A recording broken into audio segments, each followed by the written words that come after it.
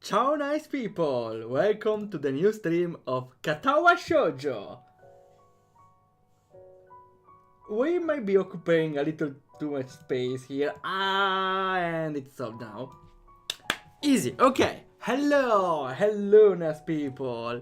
Long time no see. I would say 1 year, but we streamed like 2 days ago, so never mind. It's kinda recent. So, last time on Katawa Shoujo, oh, I forgot to add the safety net. Let's see if it, let me set it. Let's see if it works. Yes. Okay. Everything is fine. And hi Zoro, yo! And hi Father, are you finishing the route? Yeah, I think we already finished the route, we just need the last dialogues, but I wasn't sure, so I just delayed for this stream. So we can start already to look for Lily's route. Or whatever route we want to play.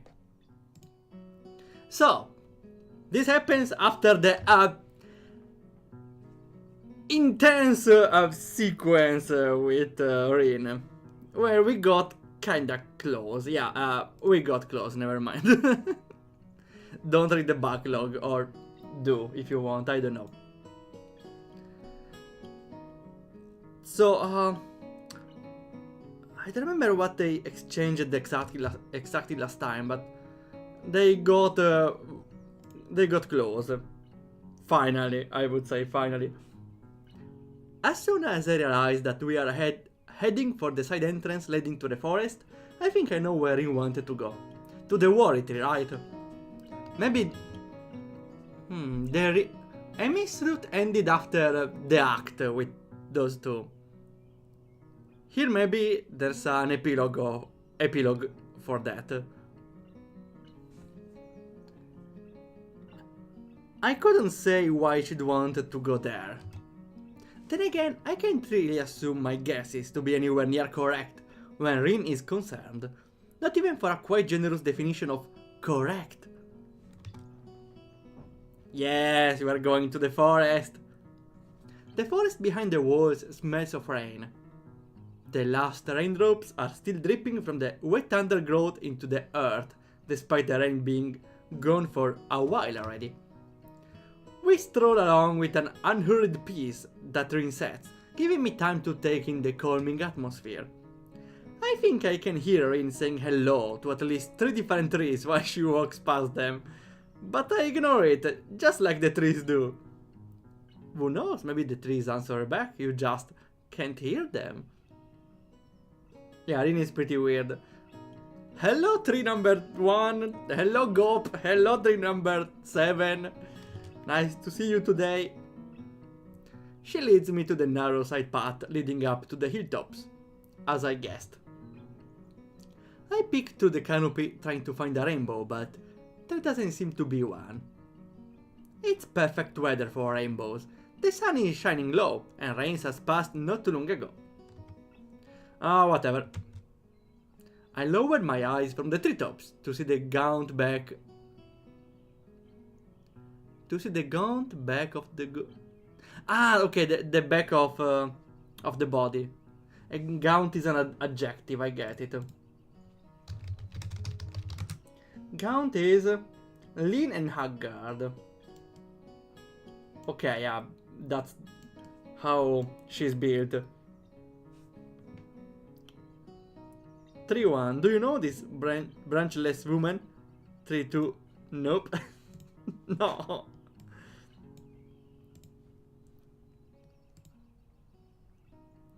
That's a bad day to be a tree. Or to be a branchless human or tree, anyways. A few steps ahead of me on the path, but still within my reach.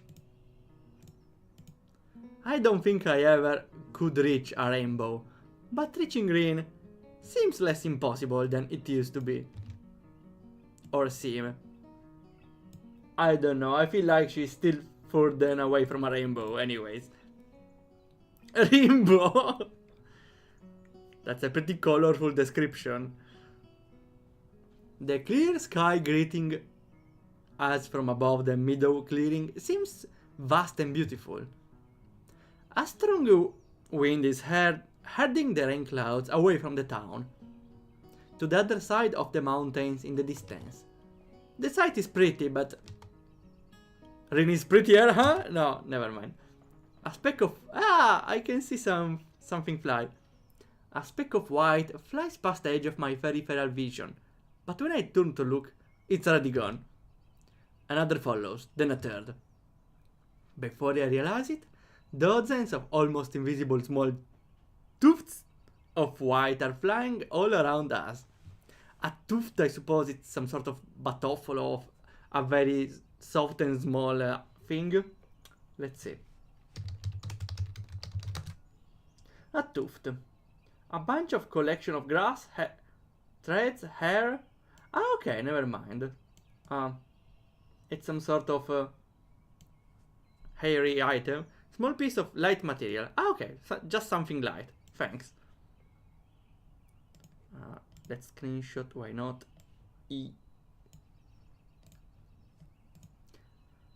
Look, the flowers.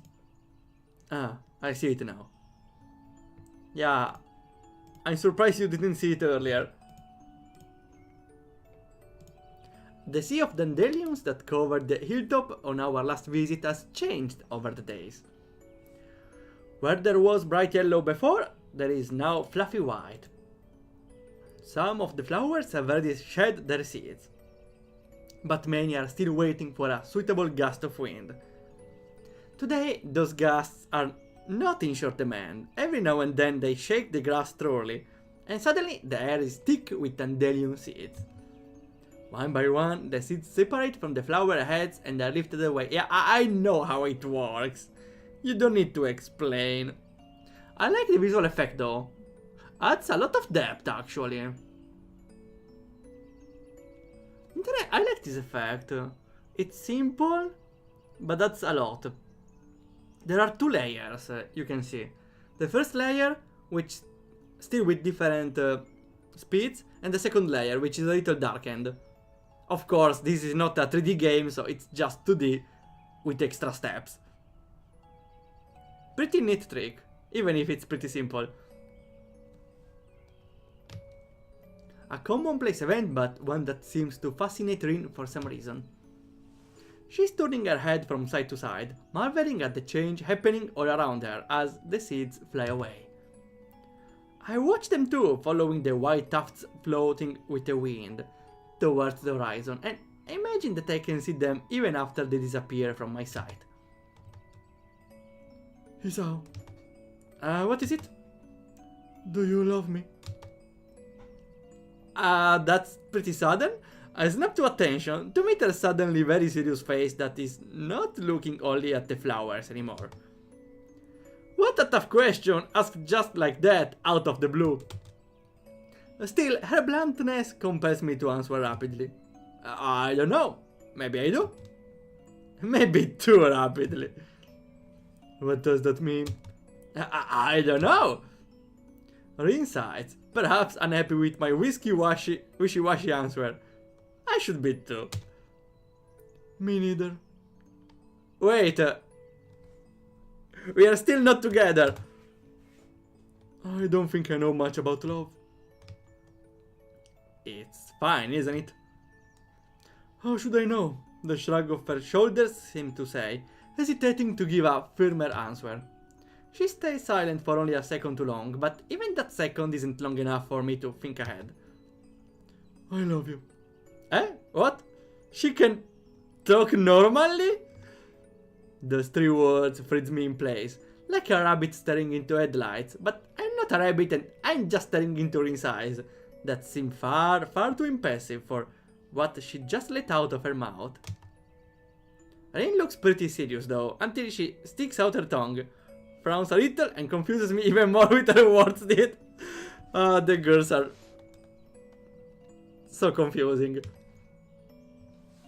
Why does she look mildly unhappy? Was it a confession of her deepest feeling? A test to see how I would react? A test to see how she would react? It tastes weird. Ah, she wanted to taste a dandelion seed. Tasties? Yeah, so weird. She laughs, maybe nervously or so I want to think, but stops midway when she notices how strange it sounds. Like, I don't know what I don't think there is a word for this. Rini keeps on talking, as though there was no meaning behind her words. Steady and careless words dropping from the same tongue that formed the more important ones. A word for... oh... Except... it's like... she can't... find the words. Rin just keeps staring at me, stumbling with her words as if her brain suddenly ground to a halt. She looks so fully confused, much like how I feel right now as I wait for her to explain. But she doesn't, she just blinks a few times, the flutter of her long lashes catching my fancy because she looks like she's petrified otherwise. Until I realize that they were fighting against. It's those weird tears again. Ah, no. Not associated with sadness or happiness. Not pitiable sobbing nor laughter of joy. It's the tears when you get a lot of wind on your eyes, right? That's the one, right?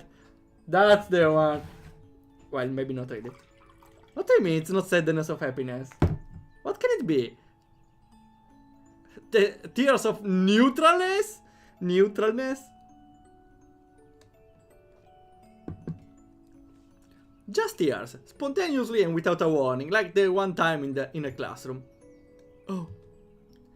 Just a few of them, not enough to make a fuss about, so Rin doesn't make a move to hide them even after noticing. Rin cries, looking like she has no idea why, and somehow a great uneasiness grows in my chest when I look into her watery eyes that stare right back at me. It petrifies me too, the shock of the incomprehensibility of the situation. Don't worry, Rin is more incomprehensible than this. I just don't know what is happening anymore. Rin, what's wrong? She shakes her head in confusion, stumbling to get the words out of her mouth. Sorry. I might be a little afraid of you. What do you mean? I'm not a monster. Ah, well, the protagonist maybe because once he made her cry. So, no. What did he do? He did something bad to her, right? I can't remember. He did something awful to her. I don't remember well though. So yeah, he may be a monster. The words are muttered slowly, with a small voice that is as disbelieving of what it's saying as I am. Why? I don't know. Saying that just made me feel like that. People cry when they are afraid, right? Wait, we found the previous step. Oh, the next step. So, when we are afraid, we get stronger, but maybe because we cry. And crying makes us stronger, and people who are not afraid will not cry and then they won't become stronger. Something like that, right?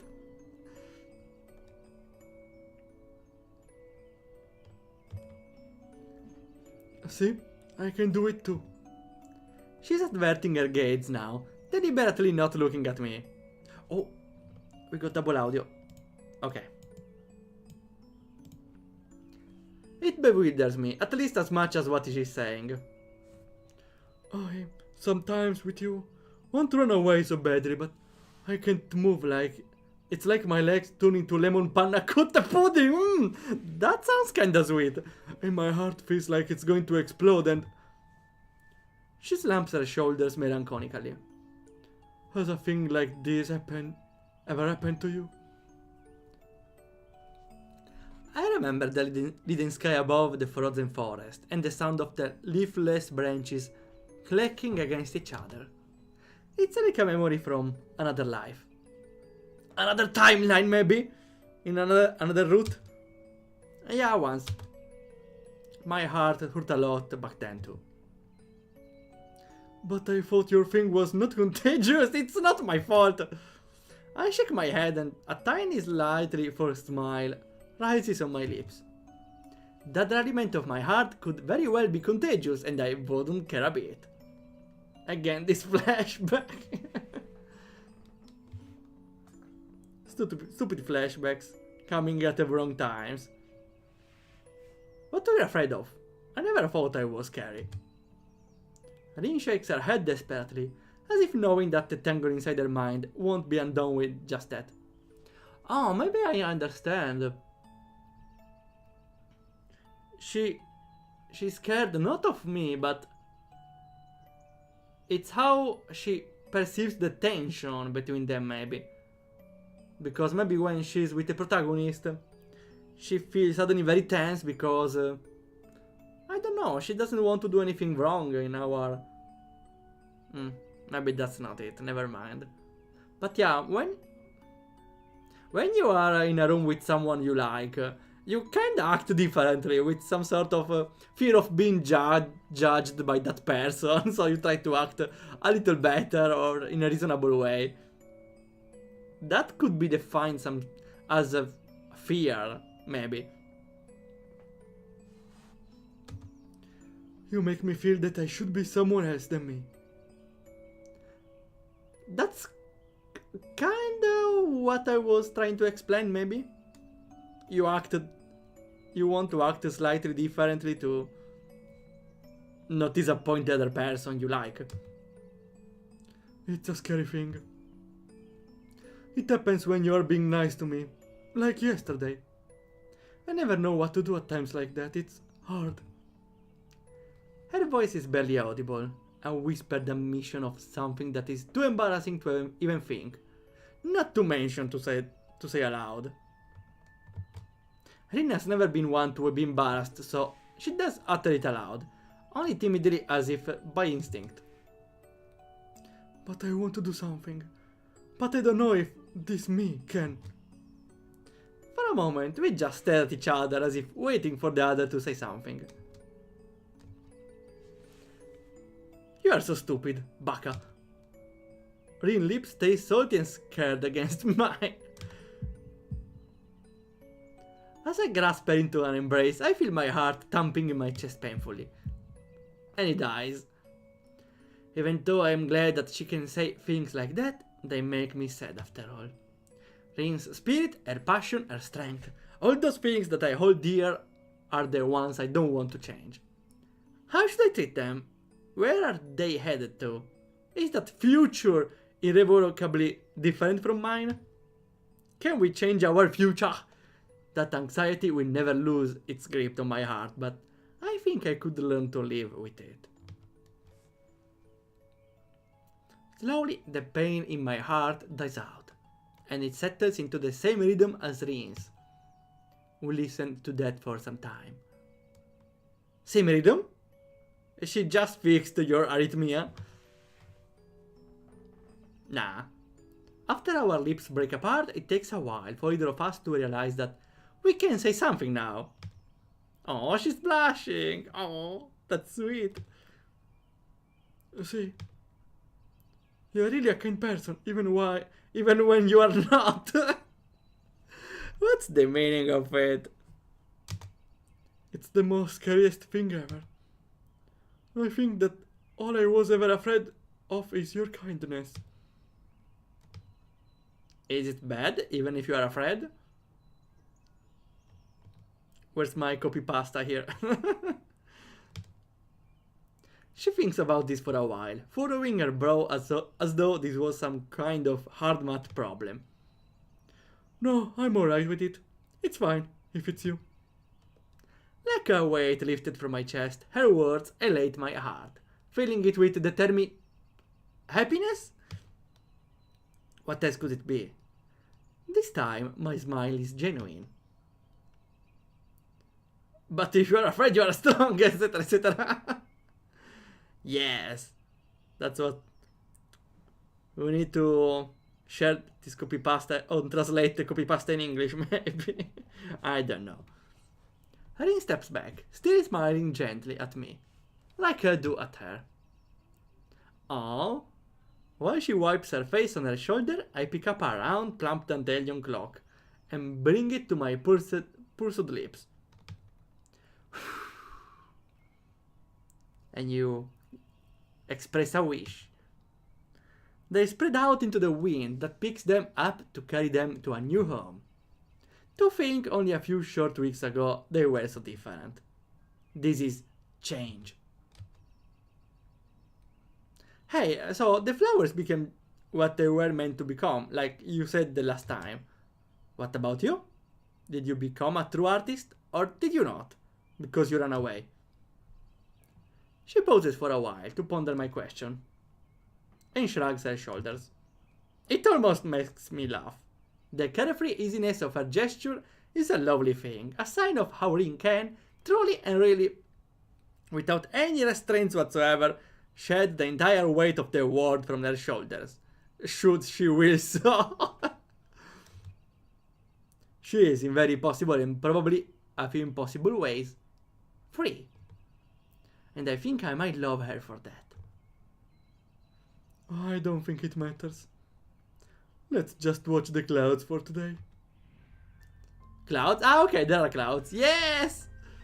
She takes 5 steps to climb on a large rock so she can rise as high as it's possible here and stands on the tiptoes.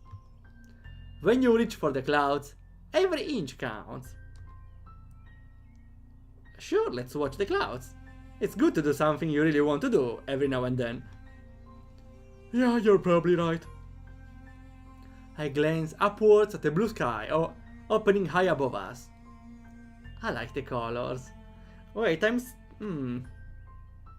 screenshotting it. Where was it? Here. Nice. I glance upwards at the blue sky, opening high above us. It's a deep cerulean vastness that spreads to fill my entire field of vision and beyond. Yet Rin stays on a rock, peering at the distant horizon where the rain clouds are drifting further away from us. I decided something. That dreaming voice of hers, spoken to the wind that carries it to my ears, is lacking resolve in tone, but it's full of meaning.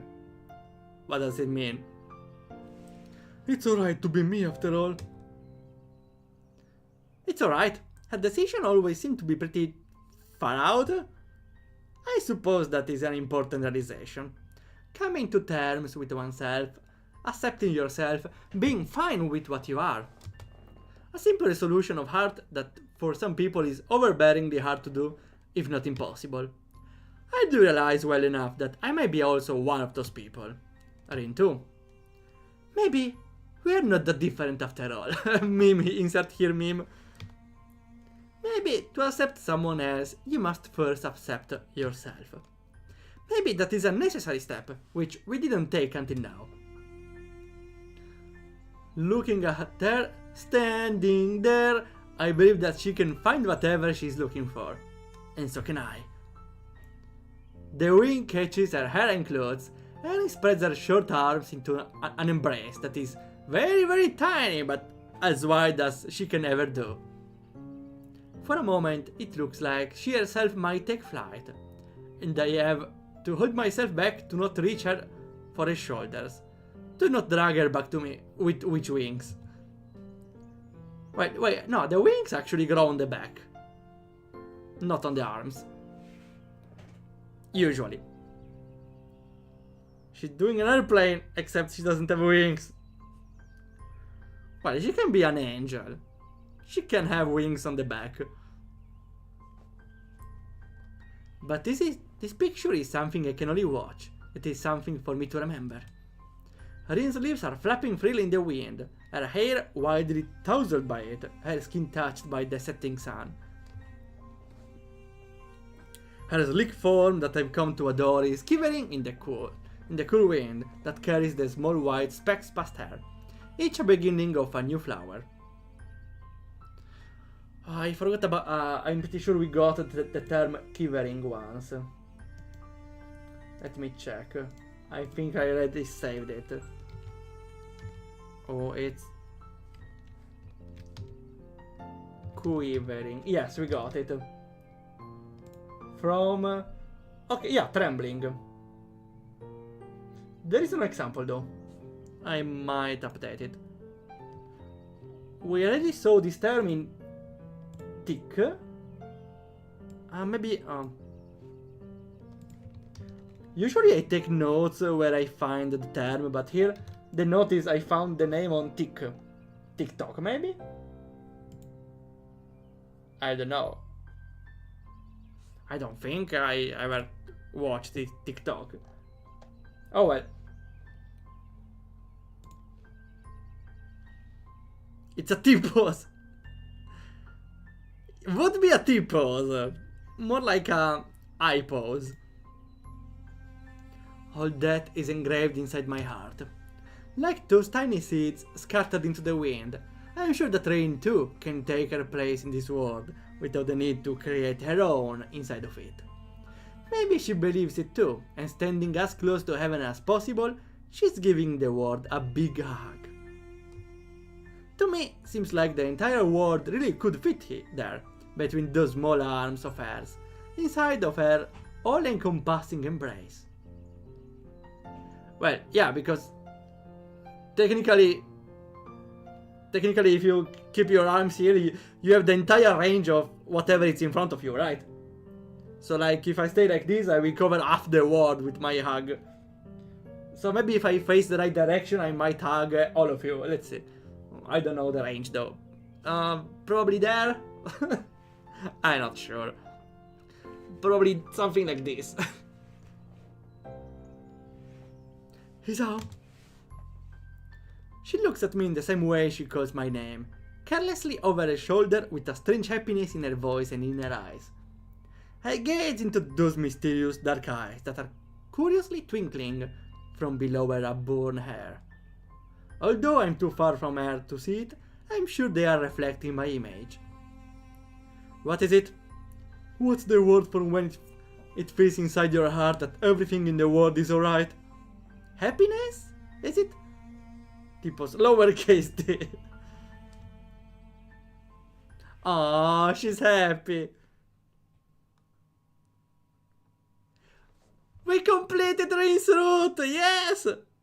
Reach Rin, good ending. Can you seize the day? Sir, okay, Serenity fits better actually. We did it! We did Rin's route. I don't think there's a... I don't think there's an extra picture for the endings here. I hope so. Doesn't seem like it. We only have one straight route. Okay. We rush straight to a... Oh wait, there's a... Ah no, never mind. We rush through and we start right away with Lily's route. So this maybe doesn't change much. I won't present anyways. Because I don't know, I need to stay away from the student council. Here also, we stay away from the student council. And which was it? I got some notes. Let's see if I can bring them out right now. Okay. Katawa. Aha, here it is. The next choice... No, wait, we are fighting risk here, right? Doesn't matter, right? Aggressively, go, okay. Probably the change is here. With Hanako. We need to... I'm pretty sure we need to be the apologetic here. And next we are getting asked of if you like her. Maybe this is relevant. Okay. Change. I made... I showed it last time, but I took some notes. Here we want to make lunch with... no, wait. Where is it? Yeah. We need to trigger the scene to talk with Hanako after class, which we won't trigger if if we don't apologize with Hanako. So I don't think we need to say she's cute or not. Just to be sure, we are gonna say that she's not cute then. Okay. I think we're already getting the scene then. She wasn't cute. Let's go. Let's try.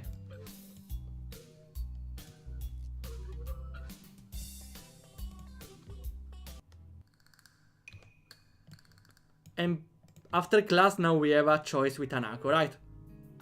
Okay, here. Wait, we never took the other one? Wait.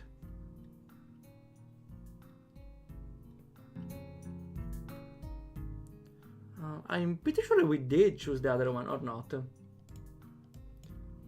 Let's see the spreadsheet again.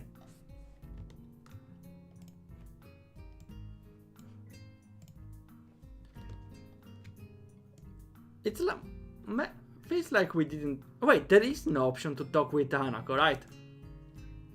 Did I... We messed something up here, maybe. Weird. Okay. Oh, we see. We have to piece off Shizune as much as possible, which is not hard. Which is not that hard. So my book is wrong, but we missed the scene here. Interesting though that we unlocked another option here. Maybe useful in the future, maybe. Okay, probably we missed our chance here. We need to reload. Yes. Maybe we need to say that she's cute? I should save on the first option, probably. Just to reload it after. I will try to redo the exact same choices. So, you save. And now. I will show you. Okay, we need the talk with Hanako, so we need to do the exact choices here. From the first playthrough we got it right. I don't know how we are not able to retrace our steps. Yes. We ask about Shizune, I don't think this matters, but... Then defense, we're sorry and say she's cute, okay. Yeah, because we still need to get close to Hanako, that makes sense. I went away from Hanako too fast, maybe. Okay, so... Let's be socializing. Probably... With attacking at point... I don't know, I felt like being submissive in the Risk match would fit better for them, I don't know. We ask about Shizune, maybe that wasn't the best one, but I will try. Item 3 is the new variable one. That's the default name for the choices in that scheme. Okay. Let's defend then. Even if it's always attack and never defense, but at this point. Okay, now wait, we need to make the other two choices. Okay. I'm sorry. And maybe we don't need to say she's cute. In any case, I'm saving here. Oh, here. I will say she's cute for now. Because it's still a trigger for Shizune, right? For Hanako. Here we have it. Okay, finally, we go talk with Hanako. Okay, we already got this scene, and now we eat with Lily, right? And now we knock into Emi with the other two girls. It didn't happen. Now we are eating with them. Oh. Okay, perfect. What now? We need to introduce everyone. Okay, okay. I really want also to try with Misha sometime, but okay, about the fitness. Are we the first playthrough? I said yes, so we are continuing that way. Even if we need to say no to Emi later. Otherwise we might get stuck in the route. Ah yeah, this scene, I forgot. How long is this scene? I know the war between them, I know. Of course. Let's side with Lily. And now we should go help the... Oh, I'm worried we are getting too close with Hanako though. Okay, we never got this scene apart from the first playthrough, which is helping them in the classroom. Even if it's more like Hanako. Yeah, we're getting too much Hanako maybe. We're getting home with them. We still didn't lose the chance with them, right? With Lily. Take it easy. Don't enter Amy's route. Amy's route is easy to enter. We just need to don't mess up two dialogues. Which happens all the time. Which are kinda reasonable. Well, only the first one maybe. Are we eating with them? I forgot about it. We're going to the city? Did we miss something?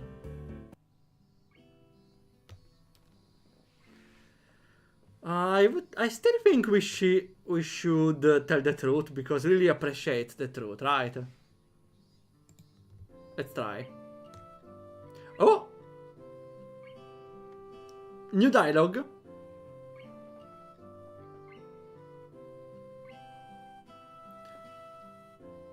To my surprise, in a moment's time, her face shows that she comes to some sort of realization. Wait. So the time when Amy and you collided in the hallway? I grimace slightly. Her ability to connect the dots quite so fast is unexpected. Yeah, I guess I'm a textbook example of why those rules about running in the corridors exist. That was a lot more dry than I intended. Lily visibly shies away from continuing the topic. While I do want to assuage her concern, I really don't want to dwell on this either. What's assuage? I like the name assuage. Assuage. Make an unpleasant feeling less intense. Ah, okay, that's cool. Assuage. Assuage. Don't worry about it. I tried to offer a reassuring smile, but then I realized the futility. Is how I actually meant to bump into Amy. Well, it happens every timeline. That's the proof it doesn't keep his memories then. Without knowing this, Lily smiles at me reassuringly, but doesn't say anything further. And we go home. Nothing new. What now? Okay, what happens now? There's Hanako, she does nothing. She's waiting for Lily, right? She picks up a small book. Why would Lily leave her to her own devices? Seems to be quite off the ordinary, going by Hanako's reaction. Ah, that's right. Lily mentioned something about going to town today before Rin bumped into us. The thought of that walk makes me look outside. The bright sun and people wandering around and enjoying the afternoon make me yearn to get out of school, or at least do something other than sit there. Giving in to one of my worst vices.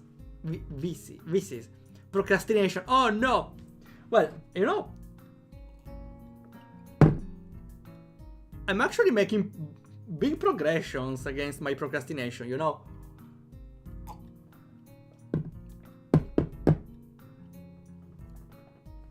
It's kind of embarrassing, but I will talk about it later if it really works, okay? If it works, it's less embarrassing, okay?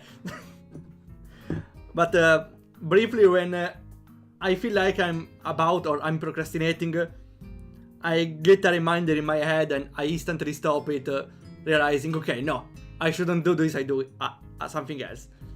That's not this simple though. That's why I tried the waifu approach, which works. I will tell you the details later. Constructive!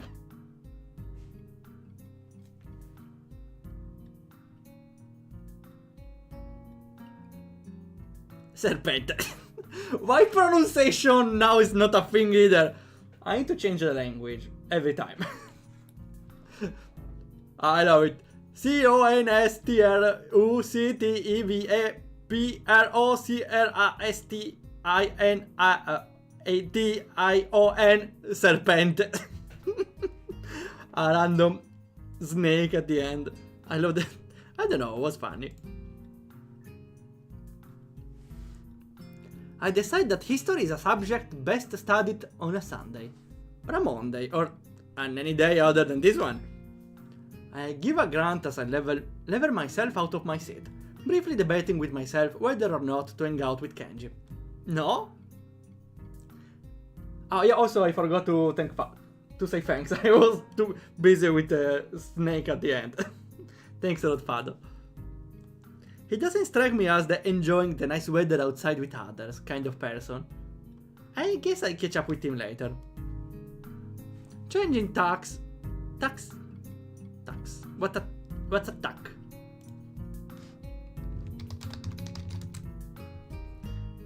A nail? No. Oh. Direction maybe.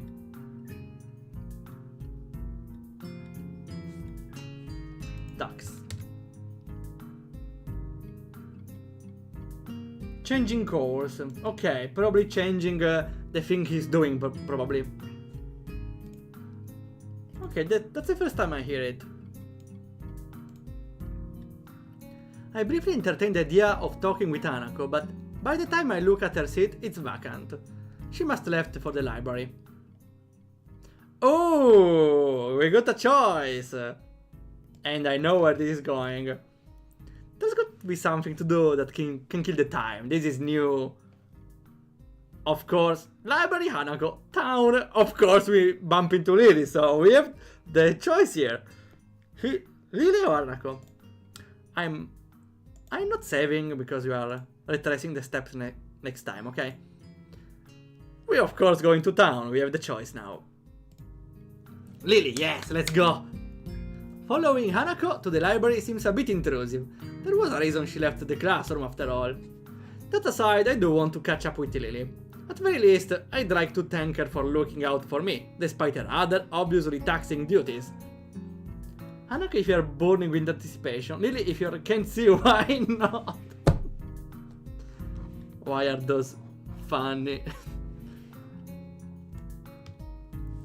I guess I'll walk around town. With any luck, I should be able to find Lily. The exercise I'll do will do me some good as well.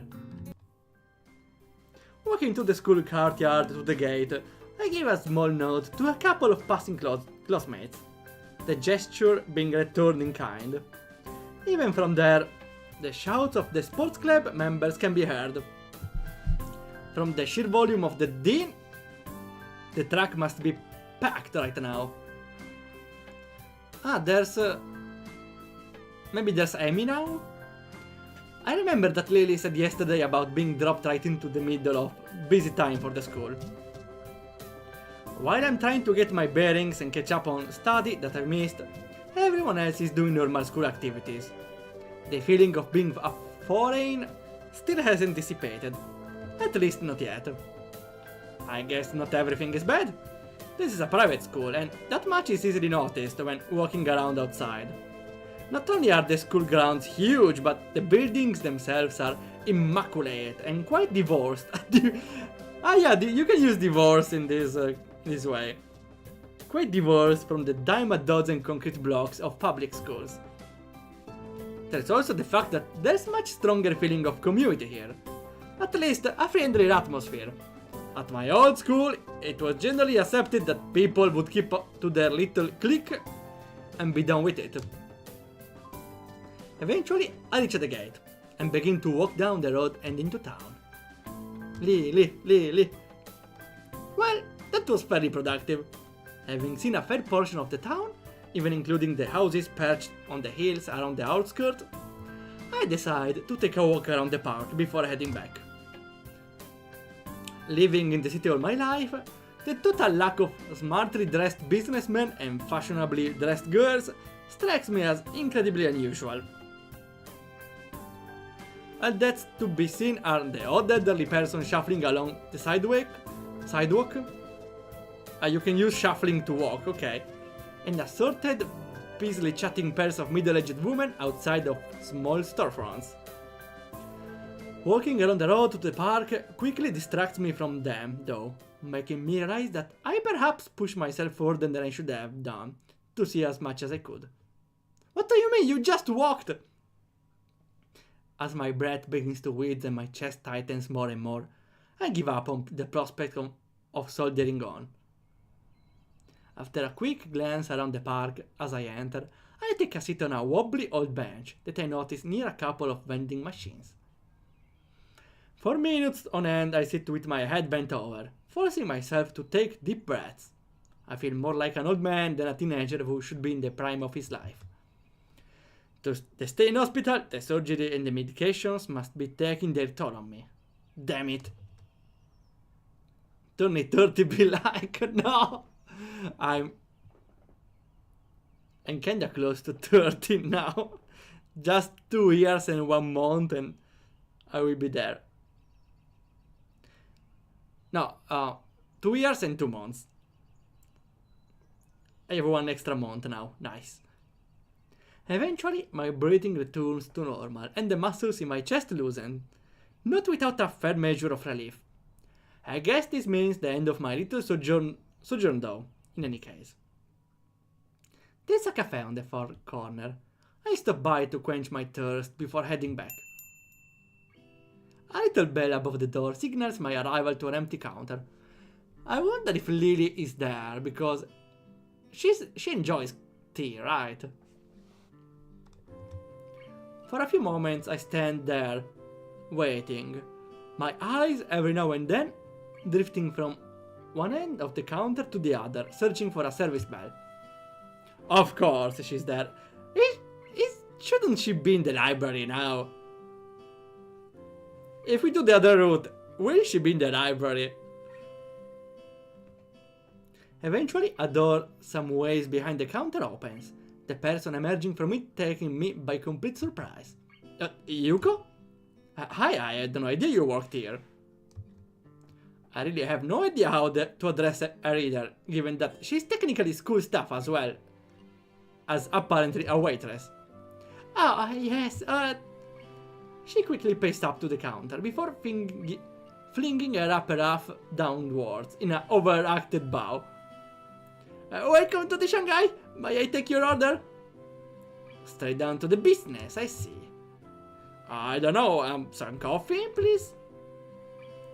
Yes, I'll make it straight away and bring it to you when it's done. Isn't coffee bad for someone with arrhythmia, or maybe probably I'm wrong. Probably I'm wrong, but...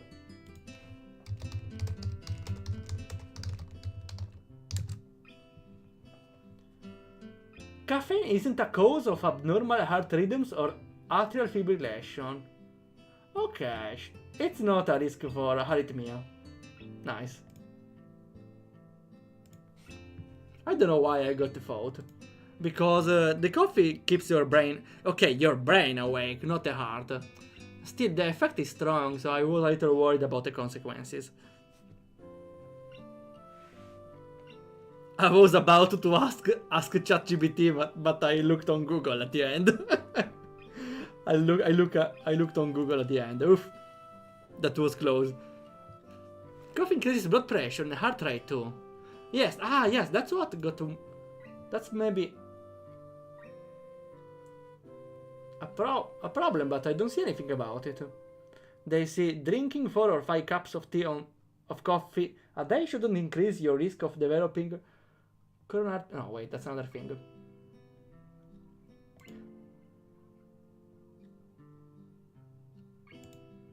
Doesn't seem to...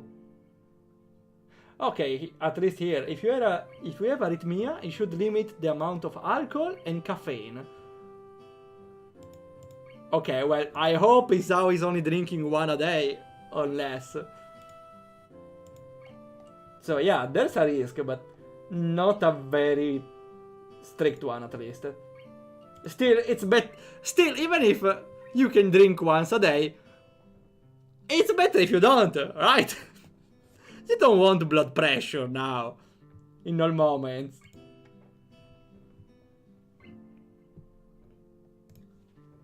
Oh, thanks. Yuko formality takes me aback. She seems to take her job very seriously. Obeying her instructions, I turn around and quickly glance around for a free table. Considering the cafe seems to be empty, this is a simple task to accomplish.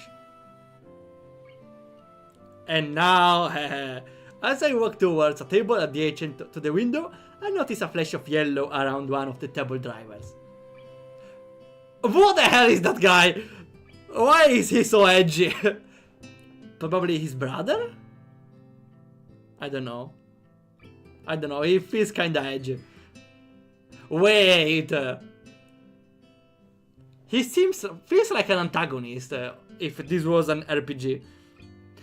Maybe he's our love rival. Doesn't seem the type for Lily though. I don't think she likes edgy stuff.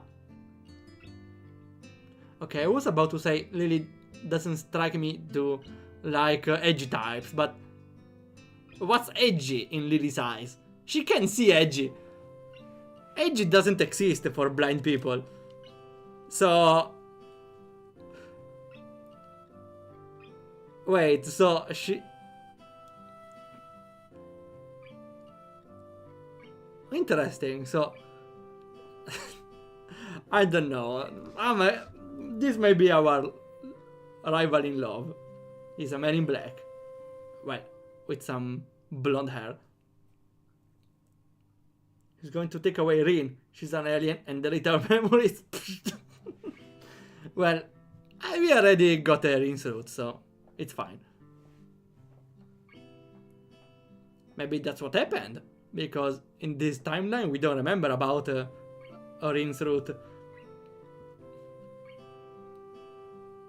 Alright, Ditch Lily, we want a route with him now. Well, he's good looking, okay, but I'm not for mans. Well, there are exceptions, they are called traps, sometimes. No, not really, just maybe one or two, just one or two, I swear. Sure enough, no more than a glance is needed to ascertain that it's a certain Sato on the table. That said, I don't recognize the suited figure across the table from her. Blonde, fair-skinned and only a little shorter. She? I think she. Wait, no, he's a boy. He's a boy. I think she must be a relative. No, he's a... Wait. That's a reverse trap? No. That can't be a girl, right? Well, you can see... No. You can barely see something on the chest position, but no, it's a man, right?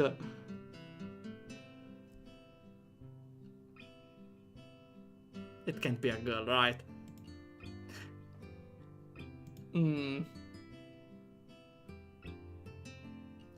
I need to know. The embossing. I need an answer. Since the two are all but silent as the suited figure... Maybe that's her butler. Maybe Lily feels like an aristocratic person. So maybe that's her butler. Or her maid, or whatever. Since the two are all but silent as the suited figure takes a swig from a cup of coffee, I decide to greet Lily.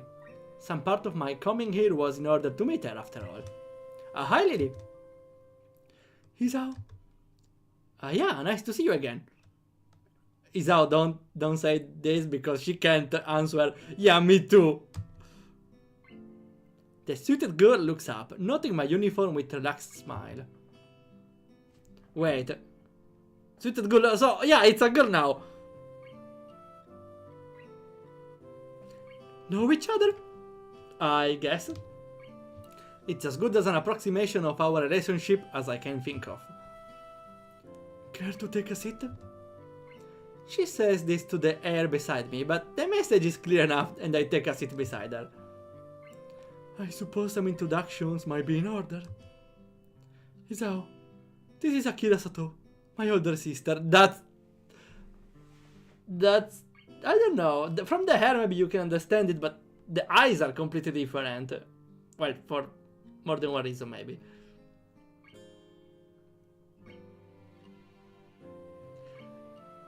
I'm pondering if I should go for the sister or not, but I think I prefer Lily, even if... Usually I don't mind a good reverse trap, you know? I don't know. I will still go for Lily for now, but let's see. Akira, this is Isao Nakai, another Yamaku student. Looks like my guess was correct. The newly introduced Akira gives a nod, which I return. Your sister looks like a brother. Yeah, that's everyone's reaction, I suppose. What I don't return, however, is the almost analytical gaze which she looks me over. And she does so. As she does so, Yuko walks up to the table and carefully places the coffee on the table, before bowing and taking her leave. Gently bringing my hand to the side of the cup, I realize that it's already at just the right temperature to drink. After taking a sip, the flavor turns out to be just as good as the temperature. Yuko seems a lot better at this than being a librarian. I take a good long drink before relaxing into the seat. It takes mere seconds for Akira's examination to come to an end. Apparently becoming quickly bored with activity, she turns to her sister. What's with the face? So, how's school recently? It seems Akira is entirely unconcerned with someone she doesn't know, listening to everything they say. Not that I mind. Leaving them to their chatting, I sit back and continue drinking the pleasantly aromatic coffee. Sounds like it's pretty busy for you, then. At least I'm not cooking your meals after school anymore. As they talk, I slowly realize that I am entirely unable to gauge Lily's emotions through her eyes, as I would for any other person.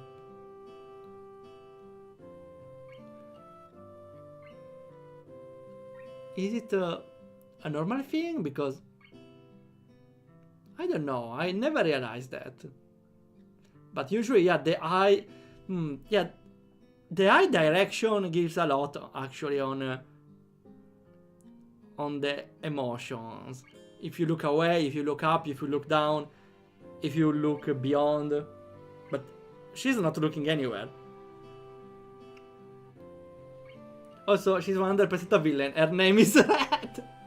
Her eyes are red. She's in black. Maybe we need to go through her to date Lily. Maybe we want to date Lily, but she says, no, you're not worthy enough for our lineage. And she fights me with a sword. And suddenly becomes an action game. I don't know. It becomes slightly unsettling as I subconsciously focus on that fact. Oh, so cold. Weren't you just cooking for yourself anyway? I only ever got leftovers. That's not the point. Are you managing to feed yourself at least? I can cook without blowing myself up, you know? Mostly. What do you mean, mostly? Oh, that's... it's fine. I need to learn some time anyway. Lily? Everyone present is momentarily distracted by Yuko, who places a cup of tea on the table for Lily. Taking the moment to glance at her watch, Akira levers herself off and gives me a quick nod. Well, I'd better off. It was nice talking to ya, Lily. Akira, do you have to... Lily looks genuinely mournful at her sister suddenly leaving. Does seem like she might have the wrong idea. Sorry, I need to go back to work. They'll be on my neck again if I don't make it back quickly. So informal. Akira's trim and tidy appearance would give anyone the wrong impression of her. Bye, Akira. Come on, don't look so down. I'll be around soon. See us? Well, that's not that bad. If it wasn't for Lily, maybe. Just maybe. With that, she walks out of the Shanghai with her hand held high. Lily still looks pretty depressed, so I try to make some small talking effort to take her mind off it. Okay. So she's the problem. Not really a problem to us, but a problem the problem in the narration. In a positive kind of way, because every route here had a problem we needed to solve, right? We needed to solve Amy's feelings. We need to solve Rin's wall of imperscrutableness, and maybe here with Lily we need to solve the problem with her sister.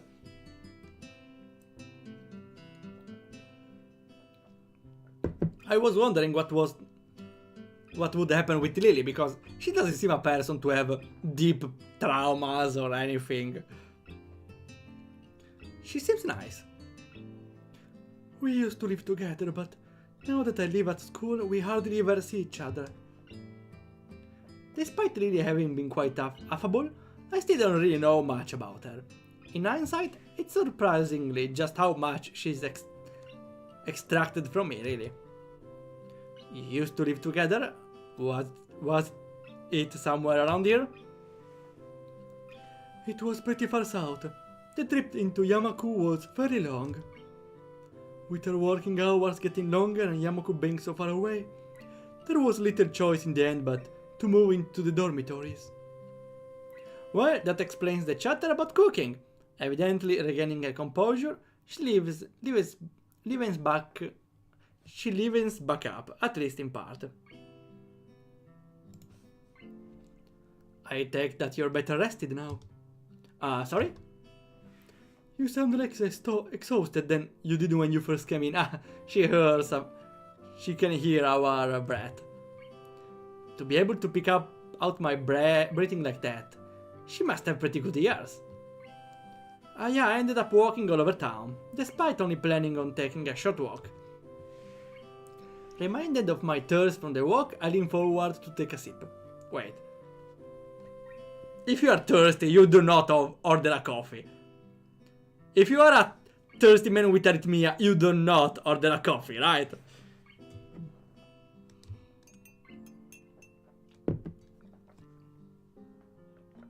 Without further ado, Lily starts on her cup of strong smelling tea. I guess I'd better get going back to Yamaku. He's always thirsty. In which way? Maybe it's American style coffee. Yeah, I learned recently it's coffee with a lot of water, which I don't honestly get it. Because, I don't know, if you... How it's called? If you put water in your coffee, it's American coffee. If you put water in some alcohol, suddenly it's an heresy. I don't get it. Well, you can put water in tea because tea is water at the end. Ghiacciapolo forfado.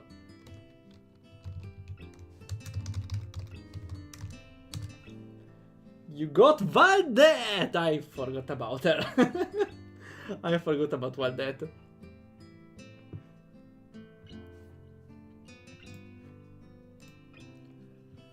I guess I'd better get going back to Yamaku. There's only so long I can stall studying for, and I want to get good night's sleep before the festival. Standing from my seat, I take the coffee stained cup from the table. You're leaving? Yeah, you going to head back as well? It's getting kind of late. For a moment, she pauses, before lifting her face over the teacup, as if she was looking at me. Yuko, could we have one more coffee, please? But I said I was leaving. Also, I have arrhythmia. You want to get me killed, Lily? Okay, I'll bring it right away. That's not subtle. She gives a short giggle at my frank assessment of her maneuver. It's surprisingly childish and carefree, given her otherwise collected appearance. In the end, though, I have little reason to refuse. To be honest, I can hardly say no, all things considered. Who can say no when a girl offers you some coffee? Giving a manufactured sigh, I take a seat opposite to her. Wanting company then? I'd say that it's more than I was wondering. I see she's in questioning mode again. She does seem to be unusually interested in me, or at least curious. Watch, it's going to turn into 50 Shades of Lily. Would be a nice twist if Lily suddenly is a different person. Do you have any siblings? Not exactly an unexpected tangent. No, only child. To be honest, the idea of having someone that close makes me a bit envious. Interesting. I raise an eyebrow, which of course goes unseen. The short silence communicates the question well enough. It's just that others have said the same thing before. It's a difficult subject to try and think about objectively, given that I've always had someone like that. I can mostly understand what Lily means, given that it would be hard to place oneself outside of a situation they've been in all their life. I remember, a fun fact actually, not something I remember, it's something my parents reminded me. I was playing with a friend, like when I was 4 or 5, I suppose 4 or 5, more like 4 probably. I was playing with a friend, and suddenly I asked him, "Where's your brother?" He didn't have a brother. I had a brother, and I was convinced every child had a brother. I don't know why. But that question, "Where's your brother?" as if it was obvious he had a brother.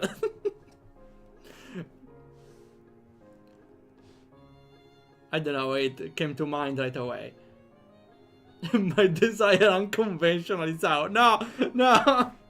Well, depends. We can try to work it out, okay? We can try to work it out. Depends on much unconventional, okay? I have a limit, but it's not that low, okay? I can accept you if you're not too weird, okay? I can accept some weirdness, but there's a limit, okay? There's a limit. She and her sister must have a pretty close relationship. Taking pains to interrupt us as little as possible, Yuko dutifully comes over and places a cup on the table. Lily thanks her as I sit back, taking in this vexing girl in front of me. Despite always seeming to be on her guard and in control of herself when talking to others, she has an almost childlike curiosity about other people. Lily, puts the morning star back. No, I draw a line way early than a morning star, okay? No morning star, no evening star, no night star, no star, okay? We can't even go watch stars because, well, she can't. That said, those are moments she seems to slightly lower her guard are the most insightful into how she thinks. Reaching forward for my drink, I realize something I probably should have noticed earlier. The drink is drugged.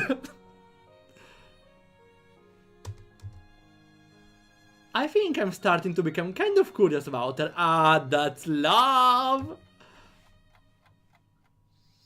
Despite making a good piece, it's already nightfall by the time I reach the large iron gates in front of the school. While it's nice to have plenty of time to wander around by virtue of living right next to the school, I can't help but get the feeling that very few students actually take the opportunity.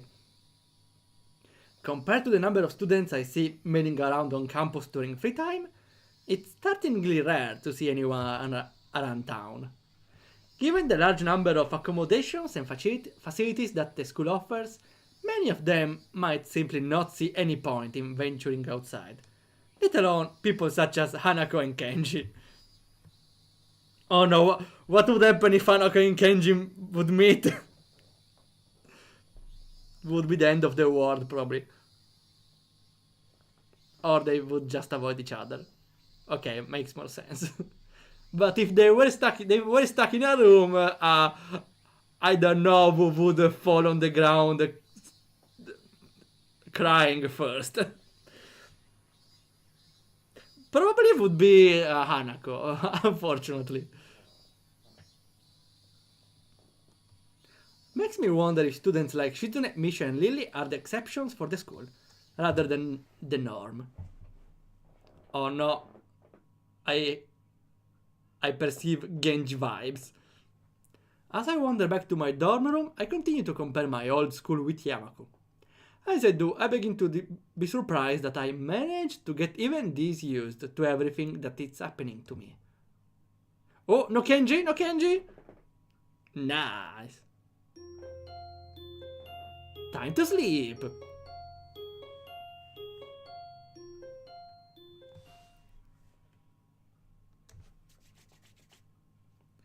Good morning, Izao. The next day, I wake up feeling a little lightheaded. It's almost noon. Sleeping late is fine, since it's a Sunday and there are no classes. Not just Sunday though, but the festival as well. From my window I can already see some people at the soba booth, slinging noodles onto plates, for people with a craving for low quality food. Ah, okay, this is repeating, right, okay. This is different though. Where we're going?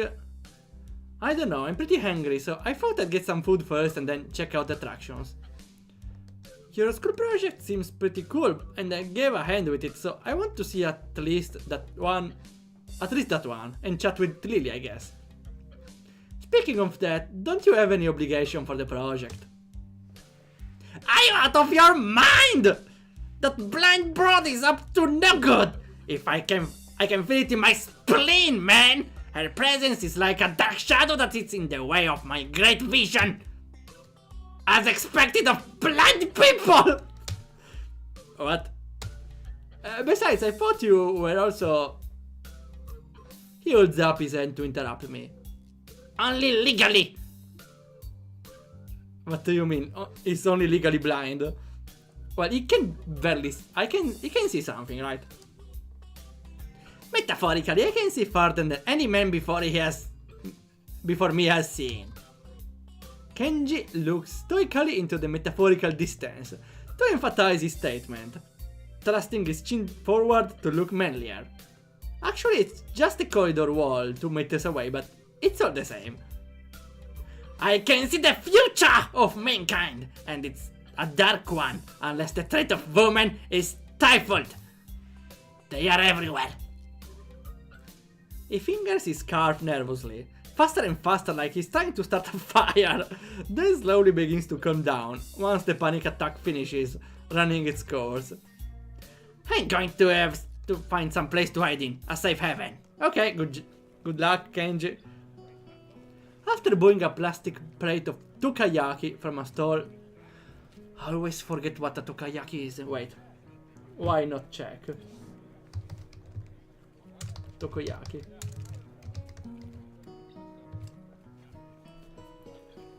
Okay, I remember those. Yeah, the meatballs with octopus inside, right? Usually. I vaguely remember to having eaten one of those. Sometimes, like once a month, which is pretty often though, I go with my father in an all-you-can-eat Japanese restaurant. I don't remember eating those though. I should see next time if there are some.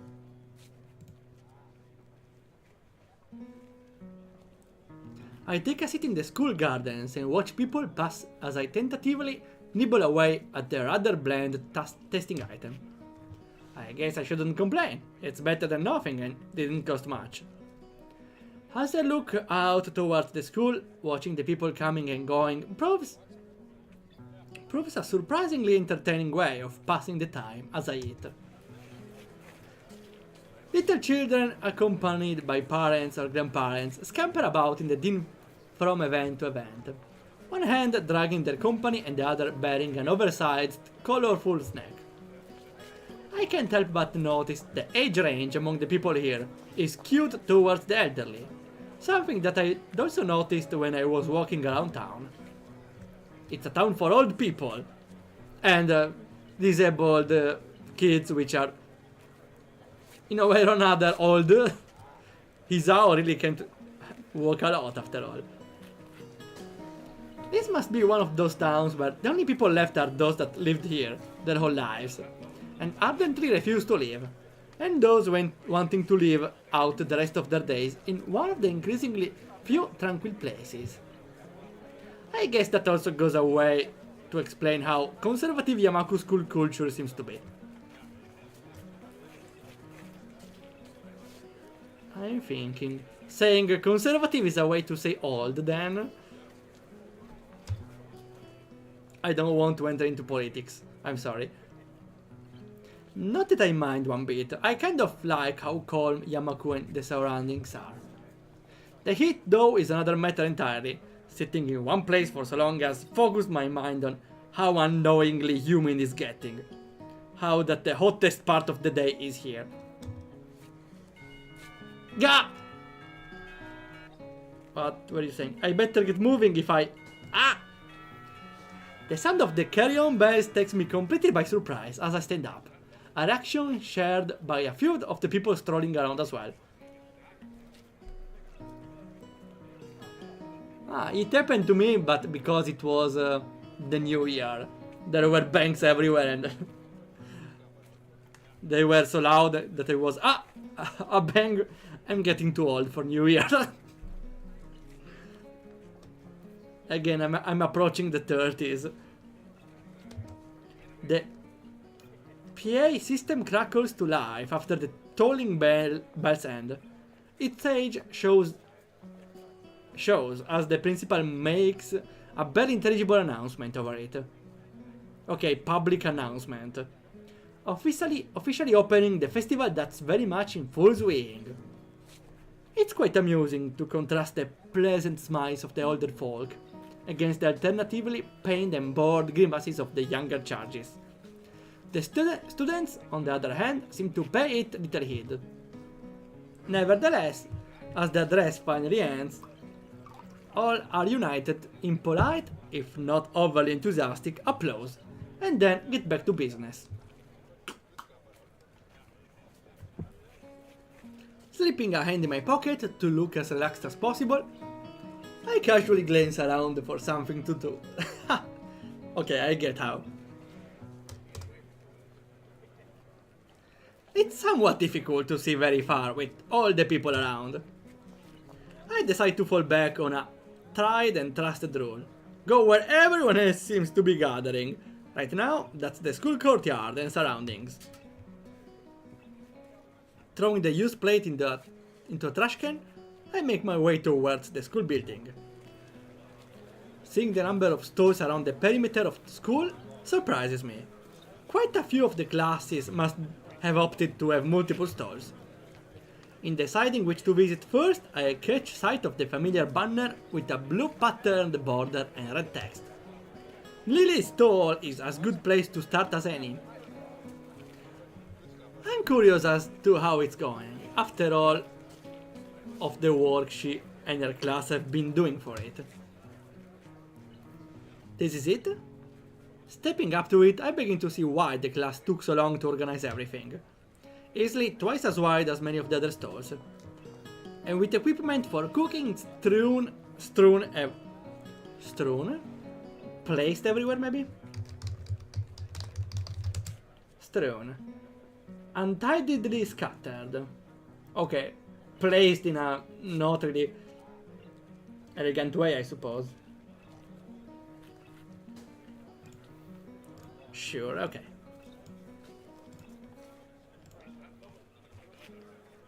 It's closer to an outdoor restaurant than a festival event. As a student in front of me takes a bowl of noodles and leaves, I walk up to the counter. The girl behind it seems quite exasperated and asks me to wait a moment before she disappears underneath the counter. Seizing the moment, I take a quick glance around. Steam seems to be rising from everywhere, as pots and pans simmer away. The most blind of the students are unpacking ingredients while being helped by someone who is probably the teacher of 3-2. It doesn't take long to notice Lily among them, talking to the teacher as she quickly counts out the boxes. She counts boxes and packets with her fingers. From her expression and the fact that both she and the teacher seem to be in a state of mild confusion, it appears that there's been some problem in coordination. I'm here to help! Before I can stare any longer, the girl behind the counter pops up again, only to look back and ask where the spare change box is. Lily pauses for a moment, before she and the girl switch places at the counter, and the teacher quickly walks off somewhere. No, she doesn't know! She doesn't know it's me. Sorry about that. We're having a few problems. What would you like? It takes me a second to remember what I'd come here for. My eyes quickly dart to the side to read the menu sitting on the counter. Oh, I guess some miso soup? Oh, is that Isao? Isao, you should have introduced yourself. Well, she can understand, but I don't know. At least suggest to help them. Yep, looks like you're pretty busy. Her face all but confirms it as she drops her waitress facade. Somewhere along the line, our order got mixed up. We are trying to fix it now, but it looks like we only have half of what we needed. Isao, no, it's Santa. Well, I suppose she's very experienced in remembering the voice of everyone, but maybe she needs to take confirmation. Or maybe the voices are like the faces of someone to recognize them. Wouldn't serving smaller portions cover over the problem? Seems like that's what we need to do. Though I wish we didn't. The fact that a good half of our class is gone doesn't help either. What? They got Thanos snapped out of reality? What happened? I glance behind her to see how many people are actually operating the stall. It couldn't be over about 8. I take it that's why your teacher left? That's right. She's going to try and round up a few more of our classmates. Hearing the sound of footsteps behind me, I stealthily glance backward to see an elderly couple taking a place in the line. I guess I'd better stop loitering around and chatting. Here's the money for the soup. Soup. Oh right, coming right up. Lily turns and calls for a bowl of miso soup as I hand over the money for it. Taking the coins in her palm, I can't help but notice how efficiently she counts them with her long pale fingers. Eventually satisfied that I've handed over correct change, she puts into a small metal tray. Yeah, that's probably why coins have different borders, different sides and... well, no, the sides are probably for the machines. But there are some patterns on the borders sometimes. That also helps. Soup is super is bros. Soup. It isn't long before the soup is made and carefully handed to her, after which she turns and subsequently passes it to me. Thanks, I'll come back to drop off the bowl. Thank you, Isao. There is another thing. Have you seen Anako? Anako, not today. Why? She gives a small sigh of abject disappointment. It's okay. I was wondering what she was doing for the festival. You'll come back when you're done, then. Sure, I'll keep an eye on Anako. Thanks, Isao. What are you doing? Go help them! I walk up from the stall and find a seat, carefully cradling the steaming wooden bowl in both hands. Okay, maybe after a launch. Compared to the dumplings from before, this is quite nice. A little cool compared to what it probably should be, perhaps, but the flavor is enough to cover for that reasonably well. As I drink, I can't help but feel somewhat guilty for not being as involved in the festival as the others. It can't really be helped, considering I was dropped into the school only a week ago, but it still weighs heavily on my mind. That and the fact that a few students don't really seem to be enjoying the festival as much as the visitors. Eventually, I finish my bowl and leave for the stall, to drop it off. Considering that there seems to be no line at all, I take my time walking up. It seems that the teacher mission paid off. There are now over a dozen students helping. And much of the unpacking has been done. Despite most of them seeming quite relaxed as they work, Lily still appears to be somewhat stressed. Right, I know what I will do. Even if it's just one person, I make the festival more enjoyable for her. Yes! Good job! As I place the bowl on the counter, I call out to Lily. Oh, Isao, you brought it back? Yeah, here. I slide it into her hands, and she takes it over to someone who is apparently on cleaning duty. Considering that I didn't see them before, it's probably a penalty for their tardiness. Hey Lily. She perks up and returns to the counter as she hears my voice again, realizing that I'm still here. Want to go see some more of the festival? Isao, the verb. Want to go check out some more of the festival is the right verb to use. She puffs her cheeks disapprovingly. Oh, isn't that cute? Yeah. He also says it. It looks kind of cute and in complete contradiction to their usually reserved nature. Aww. Isao, come on, you absolute idiot. Be careful on your verbs, okay? You complete buffoon. Why are we still here just to super? It takes a few seconds for me to get what she's taking issue with. Oops! I didn't mean to. Lily giggles to me, exposing her teasing for what it is. You're still not used to the school, are you? She got me. Still, I kind of need to stay with our stall. It's taking until just now to even get everything unpacked. I guess her reluctance shouldn't overly surprise me, considering how much work she's put into this. Everything seems to be running fine now, though. Besides, you've got extra help on hand anyway. A boy in the middle of cooking some soba noodles turns toward us, grinning. Go on, Liz! You've earned yourself a break. We can hold down the fort for now. If you say it's okay, I suppose so. But if you need any help, then we'll call you. Go on, you'll be fine. Lily finally gives up her resistance and he waves a spatula at her. She feels her way around the back of the stall and picks up her cane on the way. I guess the first thing we should do is look for Anako. Lily seems kind of worried about her. I doubt she'd be the kind of person to enjoy milling about in crowds like this, all alone. It's not a crowd if you don't see it, right? Well, okay. If it's crowded, yeah, I need to take space. Yeah, that's actually inconvenient for a blind person, because you risk to bump into anyone. I guess we should search for Anako.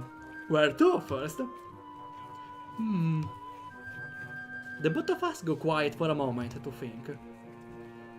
Maybe she's in her dorm room? I doubt it. She doesn't keep too many things there, so she'd have nothing to do.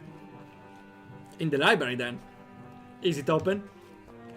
Oh, the library? As good as a place as any to search for an avid reader, I suppose. The library it is. We'll check there first then. Aside from the muffled sound of the crowd sipping in from outside, the inside of the school seems almost deserted. In order to make sure everyone had enough room, I guess all the events were organized to be held outside, on school grounds. They are definitely quite large by any other school standard. It's nice and quiet there, isn't it? Yeah, much nicer than the hustle and bustle outside. Is only the search for Hanako. They should make a spin-off for it, right? We take our time and slowly walk through the first floor of the school, eventually reaching the stairs to the second floor. I can't help but notice how Lily anticipates every door and obstacle. Well, probably now she knows most of the school by heart. Her cane remaining still and her hand skating along the hallway railing. Ah, I now realize the railing, which is very practical for blind people. Maybe that's the reason for it. What happens if two blind people go in the opposite direction, bump into each other? Well, that's why there's two. You really know how the school went, right? She smiles and nods. I've been here for a few years now. I know where everything is. The dorms still trip me up though sometimes. I haven't been there as long, and they are not as well laid out as the main building. If I'm remembering right, they used to be unused buildings before being renovated and used as dormitories. That explains why the male and female dorms look different from the outside and why their rooms seem kind of unusual for sleeping quarters. I'd assumed she's been living on the dormitories since she began attending the school, but now I'm reminded of what she said yesterday. Ah, that's right, you mentioned it before. I'd assumed that most of the students here lived in the dormitories once they enrolled. A lot of them seems to, in any case. Lily's expression becomes somewhat harder to read. Well, not as hard as Rin, right? My questioning evidently touching on a delicate point. Well, how should I say? Everyone has their reasons. That's sus.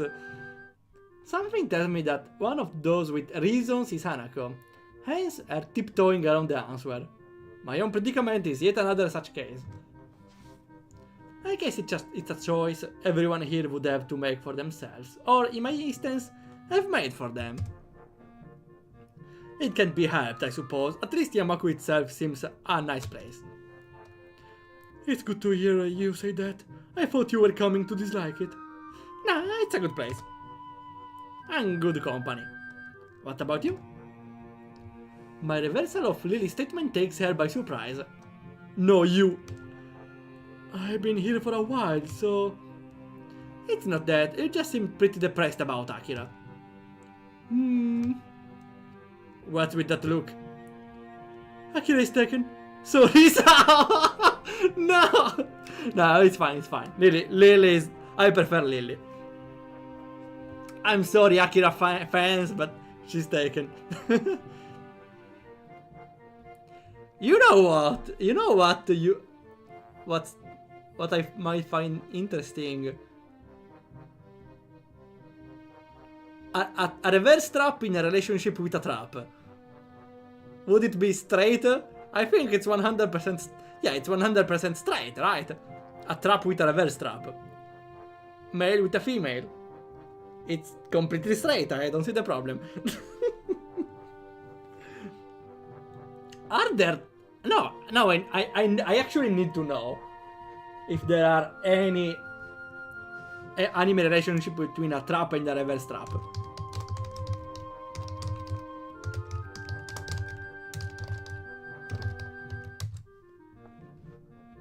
That's kinda hard to look for. I might check on later. Dang it, rip Akira's suit. We still have Lily, it's fine. As they say, love is blind. Lily never sees how fast my palm meets my face at her sly accusation. Hey, I was worried about you, that's no way to respond to concern. While she gives an amused grin, we round the corner of the hallway and enter the library. As we do, it isn't hard to spot Hanako, considering that the room is completely devoid of anyone else. Given that there are no staff around, I guess there's no need to hit the usual library rules. I call out to her. Hey, Hanako! Hanako's here? Wait! What if Hanako can stealthily avoid Lily? Maybe it's a good thing we came here with Lily, because maybe Hanako didn't want to participate in the activity. Well, I'm pretty sure she didn't want to. So, Lily would have come here and said, Hanako, are you here? And Hanako silent. That's how you skip class, right? The trap is 50% dude and 50% girl. The rest trap 50% girl and 50% dude. It's 100% straight and also 100% gay. It checks every box. That's why I need to see if it exists somewhere. Anywhere. I need to know. Wait, since we are here, I will try to ask. I will try to look again. I don't know how to look for it, but the relationship is.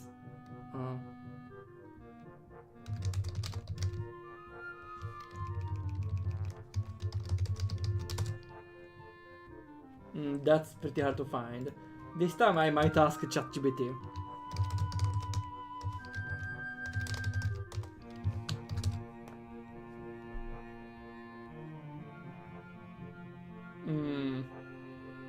I don't really trust. No, I don't trust his answers. Never mind. Lily. Hanako, I can hear your anxiety from a mile away. Come out now. Oh, that's right. She can hear the breathing, so I'm pretty sure. Yeah, that's how we spot her. As she hears our voices, Hanako's head flicks up from behind a book. Probably the same one she'd be reading on Friday. Who's out, Lily? Just thought we'd drop by. Lily just managed to escape from the noodle stall, with a little help. That wasn't really an escape. Hanako gives a small giggle, briefly surprising both of us. I just thought that Lily might not be enjoying the festival. Well, now we can enjoy it together, right? The two nod happily before we set out of the library and towards the festivities. Oh, we skipped the rest of the festival, yay. I hand over some change to the girl behind the counter and take the two styrofoam cups of tea. I try to accentuate my bow a bit to cover for the fact that she's quite obviously deaf. I have... Okay. I may have a joke about the first part, not the deaf one, luckily. Let me elaborate it. Okay. Why does an expert fighting game player work as a clerk? No, work as a... I need to understand English better though. Wait. The clerk... No, clerk is right. The clerk is the one... No, that's not the clerk, never mind. Ah. It's the one that works and takes the money. Maybe it's clerk.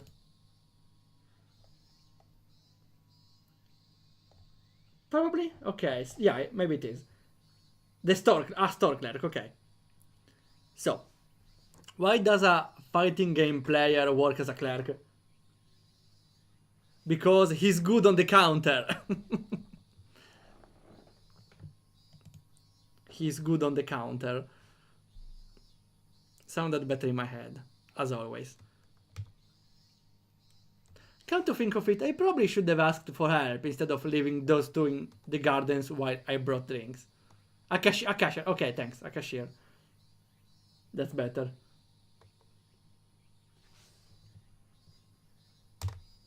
Trying to juggle the 2 cups of hot tea for them and a can of coffee for myself. Coffee again? Are you not worried for your arrhythmia? Okay, 1 is fine, but 1 now, 1 tomorrow. We cause some problems, okay? With some careful maneuvering though, I managed to keep everything stable and upright, as I walk over to the bench where Lily and Nanako are sitting and chatting. It's actually quite a nice place. Lit only by moonlight, it's tucked away some distance from the main event. Compared to how hot it had been during the day, this spot is also pleasantly cool by now. Not that it matters all that much. Most of the visitors have moved to areas that are either closer to the fireworks or higher on the hill in order to view the display apparently planned. Welcome back, Isao. Areas are good. I'm not exactly close and even Hanako hadn't noticed me. Wait, that's a perk on Lily. You can't stealth on Lily. She always knows where you are. Here you go. Sorry, it's instant, but that's all they had left by now. Hanako gingerly takes a cup from my right hand, and I gently place the other into Lily's outstretched hands. Did you enjoy the festival, Isao? Yeah, it was pretty fun. An honest answer. Much of the food may have been somewhat subpar, but it was a lot fun in the end, especially with Hanako and Lily. In fact, I think those two may have enjoyed themselves even more than I did. With both Lily and me around, much of Hanako's withdrawn nature around others died down enough for her to enjoy herself. Oh! Yeah, as I said, got me by surprise. As we sit drinking, the whistle of the first firework rings out before it explodes into a vibrant shower of blue against the night sky, heralding the beginning of the end for the festival. Pew-pa! Pew-pa! Whip! Whip! Na-na! Sorry, I'm making a reference.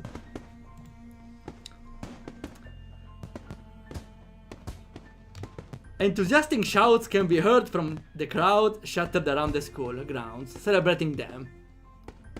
For minutes on end, Hanako and I watch the fireworks overhead, as Lily blissfully listens to them with her eyes shut. Oh no! She can't fully enjoy the fireworks! Well, you can listen to them. You get like 1/10 of the show, but I suppose that's still something. Red, green, yellow, star-shaped, circular and patterned. Oh, and all manner of shapes and colors fill the air, one after the other, and dance across the sky. Then fireworks. It's a tough fight! Wait, let's see if I can dodge. Ah, no, I died! Come on, it's impossible! Out of nothing! Okay, wait, I should study the pattern. No, I died again, come on. Okay, maybe, no, I died again, maybe here I'm safe. Probably here is the safe spot. Later down, corner here. Wait, it's fine, here, safe spot, awesome. I'm fine. Okay. You just need to find the right spot. In the middle here, yes, no, oh, almost. I don't know about the precise hitbox though. No place near where I lived put on such lavish displays. Festivals like these were a thing of the past in such a metropolitan area. But it's on fireworks. I wonder if someone tried. I think it's pretty expensive. No, never mind. Maybe with some editing software. I mean, I'm pretty sure there might be something.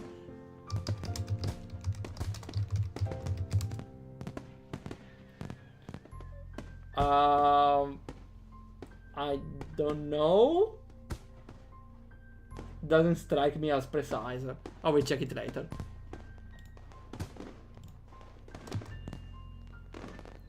To be seeing such a sight with those two, it's probably the happiest I've been in a long while. So that's it. The festival is finally ending. Yeah. She gives a delicate, wistful sigh. As much as I might complain about all the stuff we have to do, it's too sad that we'll have graduated before the next Yamaku festival. You can still come, right? I walk forwards and stand beside Lily, gently resting a hand on her shoulder. Don't worry, we still have Tanabata later in the year. What the hell is Tanabata? It didn't appear in any other route. Tanabata, well, of course it's a Japanese festival on 7th of July. The Star Festival. Okay, well, it's a festival. You're right, it would be nice to go there when it comes. Minutes of silence pass, with only the blast of the fireworks to be heard. Seeing those two remind me of those words of advice Lily have given me as we walked into town together. Cherish the opportunity to make new friends, huh? Hey, Lily. She turns her head slightly to show that she's listening. Hanako's gaze still firmly fixed on the technicolor fireworks, bursting overhead. From her expression though, I don't think Hanako is fully enjoying it, I don't know. Maybe she's a little worried. What if a firework ends up on me? Oh no! You mind if I join you two for tea every now and then again? The smile on her face is more than enough to see her answer. Would be a pleasure, Hisao. Yes! With that smile. Oh! That's the cup of tea.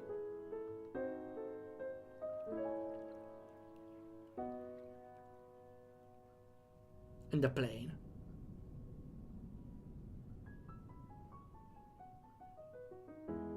Ah, that's the brother. Oh, she's holding on to me! Oh! Oh?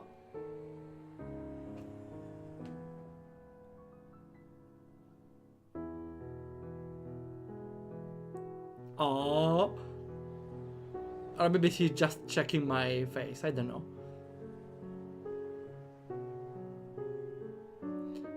There's something to do with her past, I feel like. And her sister.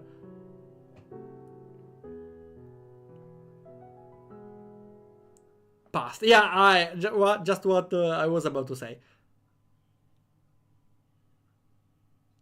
That was a long cutscene. Achievement! Promise of time.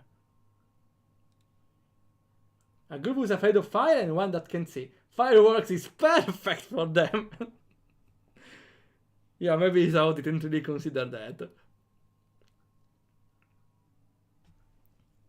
Turns out Hanako got burned by a firework. Oh no. Then while we were enjoying ourselves, she was like, oh no, not again, please, not again. Ah! Oh, tea. I wake to the annoying din of my alarm clock. Its bright red numerals lighting up my face. We are 2 hours in. We can do a little while, a little more. It's the same alarm clock I had at home, one of the few remaining artifacts from my days before coming to Yamaku. I'd hoped that using it would help ease my transition into this new life. No such luck though. Groggily dragging myself out of bed, I wipe the sleep out of my eyes, then reach over to my desk. I open a couple of the bottles of medication strewn across it and swallow a few pills dry. By now the process is starting to become automatic, something I should be glad for given their purpose. Every time I go to the bathroom I cross my fingers that I'm alone. Feeling much more awake than before, I wander into the bathroom. While the shower warms up, my mind begins to wander as my new daily routine begins once again. The bright colors of fireworks fill my mind, as do the 2 girls with whom I spent my time watching them. It feels strange to be moved so much by people I know so little about. Then again, I suppose those aren't normal circumstances. At least I have someone to talk to. now. Aside from my schoolmate next door. Don't call him, please, don't call him. With the time left before school begins, I begin to get ready for class. Wait. Before school begins today, warning. What's warning?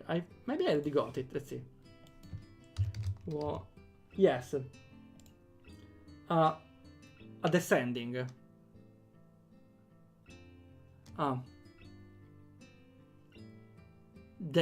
Wait.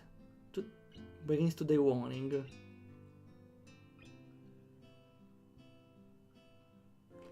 I don't get the full context though.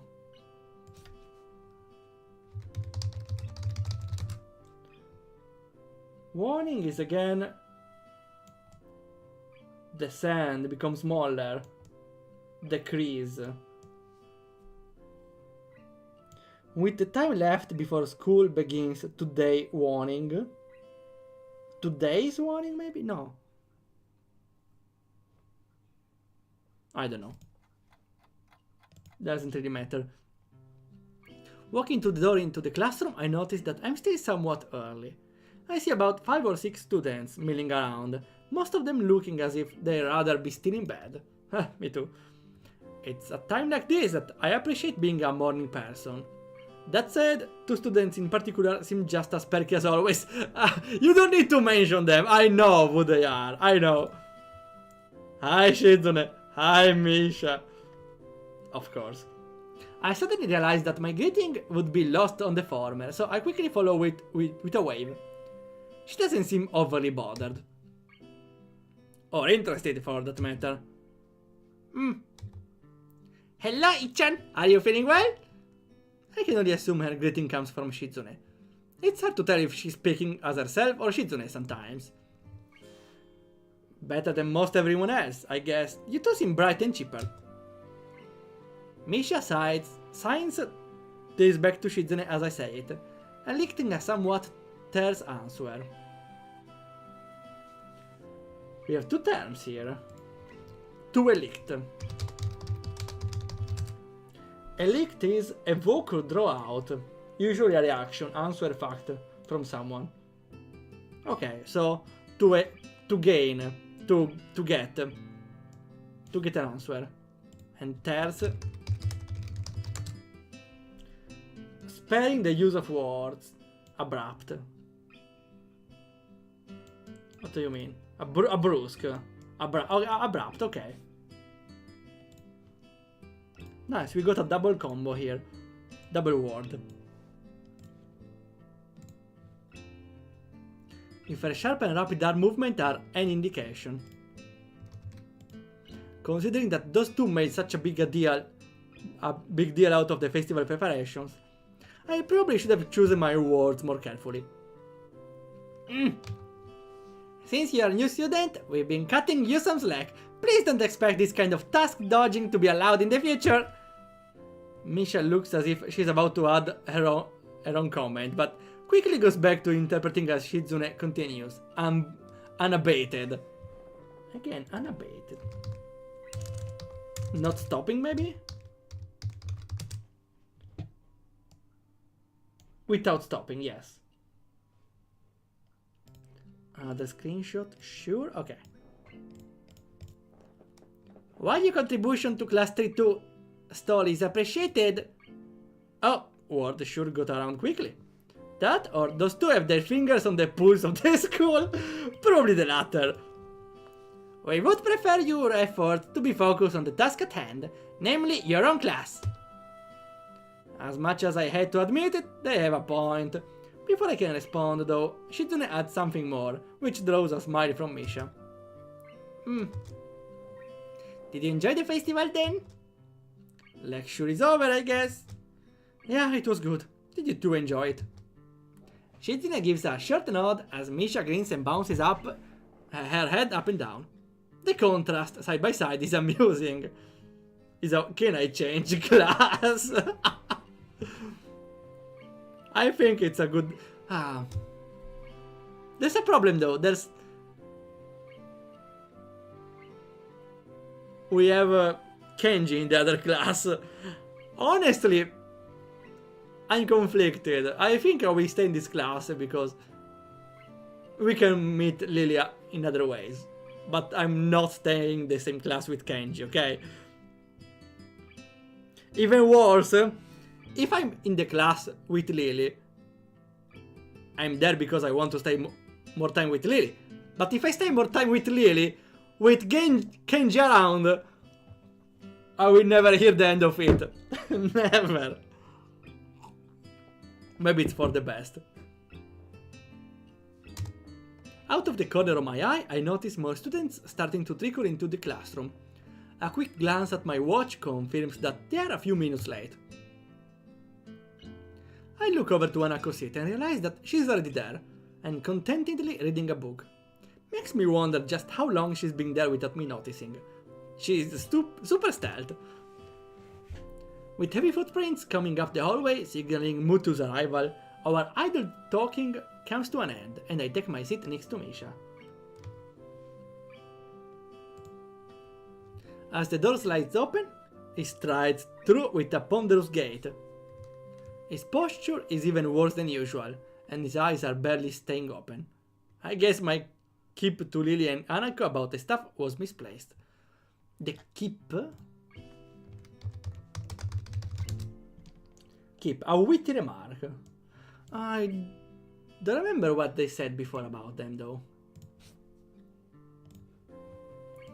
Here.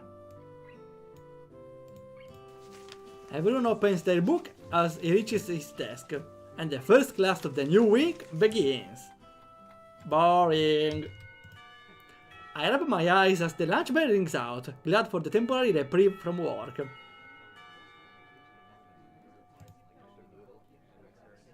I'm entirely unsurprised when I look over to the door and see Lily standing there, cane in hand, patiently waiting for Hanako. Considering their acceptance of my request to join them yesterday, I decide to spend my lunchtime with them rather than eat alone.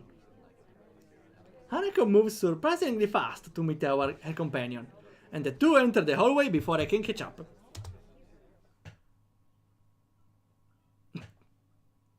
I got another joke, wait. Okay. There was a fast food that was running out of everything. And the last hamburger ran away. They tried to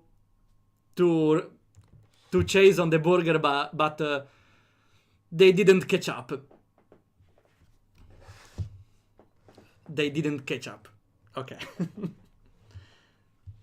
Maybe if I formalize on text, they might sound better.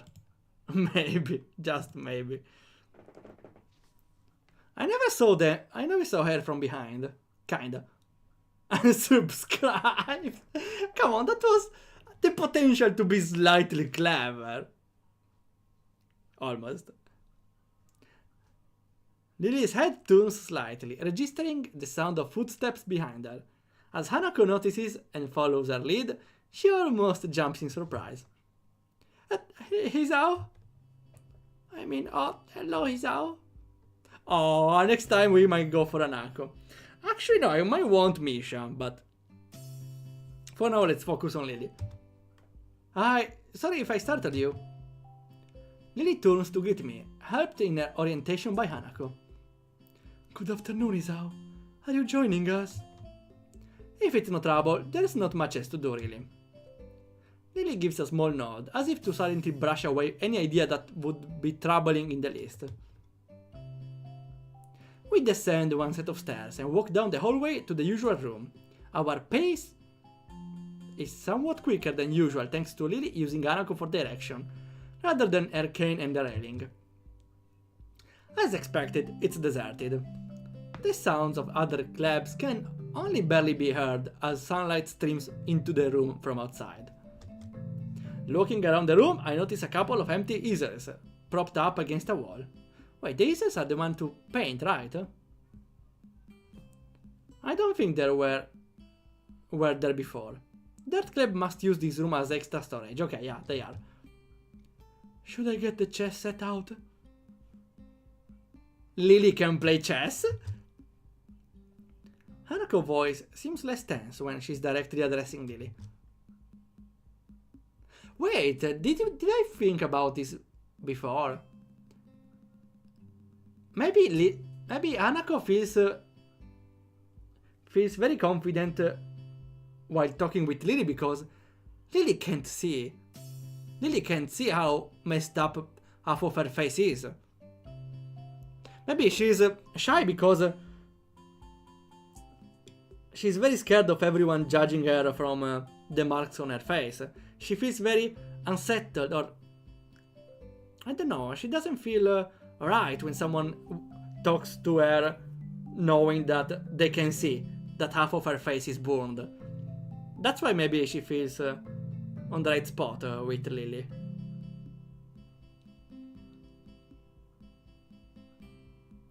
The pieces are different. Yeah, okay, that's right. But she needs to check every piece every time. She needs to remember the position of the pieces. She can't really look at them at one time.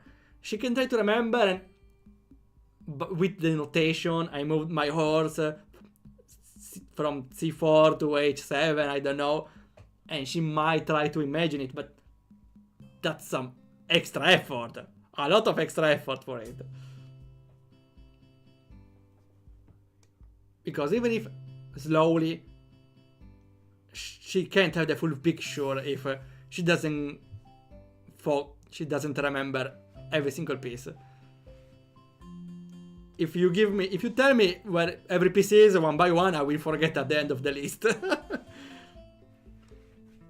She can do with two hands, but that's the limit. That's the extent of it. Yeah, I'll make tea while you sort the pieces. I can do that for you if you like. She ponders the offer for a moment before smiling, confirming that I've made the right choice. Her face is remarkably easy to read. Very well, thank you. Bump! She slides her retracted cane into the handle of her bag. Ah, she presses it down. Wow. And sets it against one of the table legs, before taking a seat opposite to Hanako. As I prepare the tea for three of us, I can hear the small wooden pieces being set on the board. I wonder how good Lily is at chess, given her circumstances.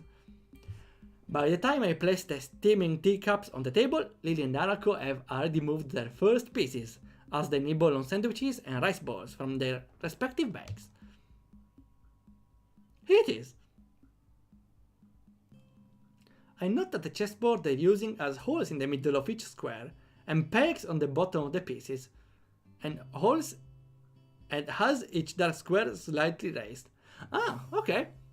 That's convenient for blind people. Suddenly she's a pro. Given her character, she might be, but I'm still confused on how someone can imagine the entire chessboard. Because, I don't know, you can vaguely remember where every piece is, but you can't really...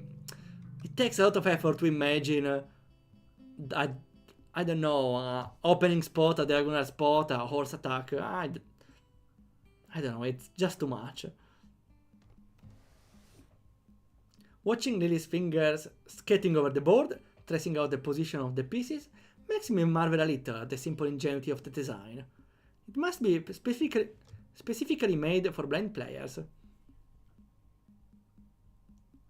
I have a doubt, though. What's the difference between colors?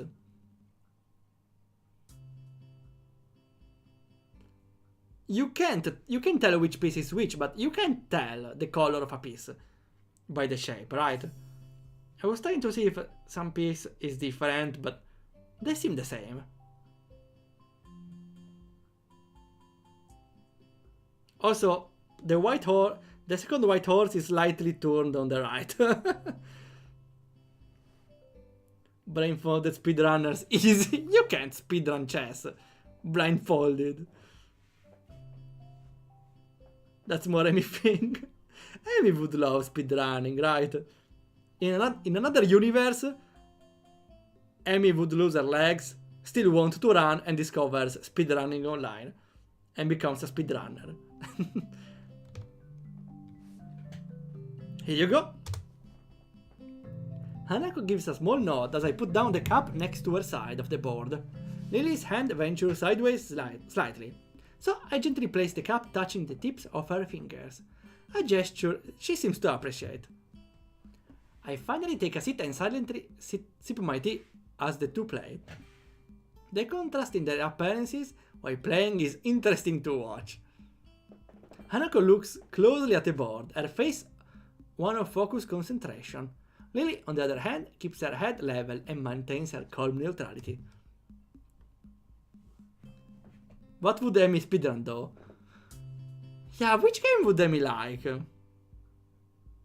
I don't know, honestly. Call of Duty? I don't know. A game where probably a game when you can walk or run with a character. I don't know.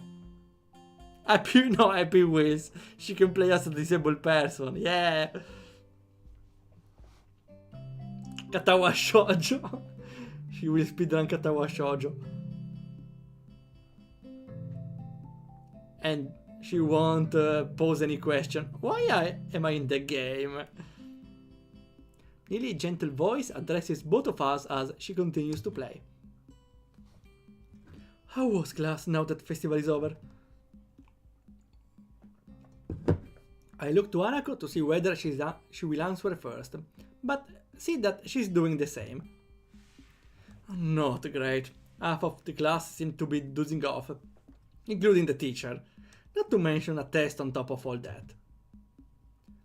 Hanako quietly adds her own agreement with this. I could imagine that being a bit difficult for you, being a transfer student. Well, I think I did fine. Other than the shock of a test coming so early, science is probably my best subject. How do you do, Hanako? That's a cute smile from Hanako here. Oh, me, oh, okay, I guess. Hanako is too sincere to be able to pull off lying very well. That much is obvious. Lily's smile slips very slightly. From her reaction, Hanako mustn't be skilled enough at academics to do very well without preparation. How did your class handle it, Lily? It went surprisingly well, actually. Only one student was absent, which was better than what the teacher expected. It was Hanako. With the topic all but run dry, the two concentrate on their chess game once again. I can't say I've ever liked the idea of chess as a spectator sport, but given its unique nature, for once I'm rapt in watching the game unfold. Rapt is some sort of involved, right? Maybe it's like saying rapito in Italian. Yeah, completely fascinated or absorbed. It's the same. Okay, let me screenshot it. Okay. And we play chess. I'm not really a fan of chess, to be honest, but doesn't matter. We don't have to play chess here. As time wears on, both of them demonstrate decent skill at playing a game. Having captured 2 more pawns than Hanako, Lily has the upper hand, but only slightly. Until Hanako makes a strange move with her queen. Seizing up the lapse in judgment, Lily takes the piece with her knight. No! Without hesitation, Hanako moves a pawn to take Lily's rook on the opposite side of the board and promotes it to queen. She's destroying Hanako! Lily's face falters as her fingers move over the pieces, and she realizes that she just fell into Hanako trap. It's a little distracting to have the board traced out after each move, even if it's out of necessity. Judging by Hanako's lack of reaction, she must be used to this. She and Lily must have played at least a few games of chess against each other after all. Check. That's not bad at all. Nice, Hanako. The compliment causes her to flower into a surprised blush. Oh, isn't that adorable? Oh, thank you, I didn't think it would work. I look over to Lily, her fingers having just finished tracing out the position of her remaining pieces in an attempt to extricate her king from this bind. I think this is checkmate. Huh? I take another look at the board to confirm. Sure enough, her king has nowhere to escape without being threatened by another piece. My early question as to which of them is better at this has just been answered. Well, not really, because Hanako didn't realize it was a checkmate. And she should have said that to avoid Lily some problems. Hanako internal screaming, ah! So it is. Lily gives a small sigh as Hanako smiles. From their actions, this seemed like a fairly usual result. How long have you two been playing? Since I was young. Oh really? I wouldn't expect her to be a chess player. Lily notes that Hanako brief answer. Hanako taught me how to play soon after I met her. I thought Lily was the expert at chess here. Feels like a decently aristocratic way to spend the time, right? I can beat her every now and then, but that's a rarity. I don't seem to have the right mindset for it. Well, no shit, you need to see the entire board to play your moves. That's why she wins. It's like, I don't know, playing... It's like playing, making a race when where the person that gives the start shoots a pistol with a deaf person. She can't hear the starting pistol. That's an unfair advantage.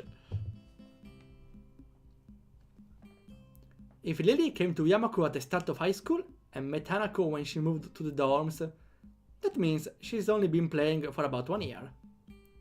After seeing Hanako level of play, I'm not too surprised Lily has trouble beating her. But she's better at languages than I am, so...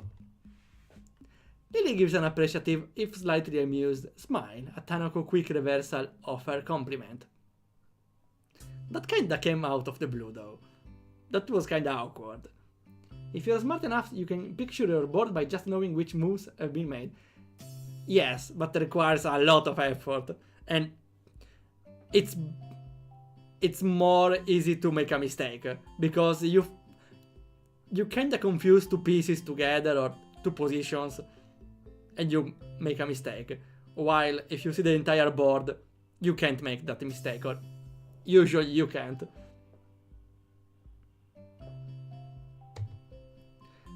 Well, that's how it is. Much to everyone's surprise, the bell suddenly rings, heralding an end to the lunch break. Oh, that game lasted longer than I thought it did. Same, I guess we'd better get back to class. Hanako is already in the middle of packing up, so I take Lily's bag and offer it to her. To my surprise, she takes it and nods, but then places it back down on the table. No! Isao, may I make a request? Sure, go ahead. Would you mind if I were to quickly fill your face? Oh, yes, please. Fill my face. No, go ahead, I don't mind. The question takes me severely off guard, but once I regain my composure, it seems sensible enough. So far, Lily had no idea what I actually looked like, and this would be her only way to find out. Bop! Bop!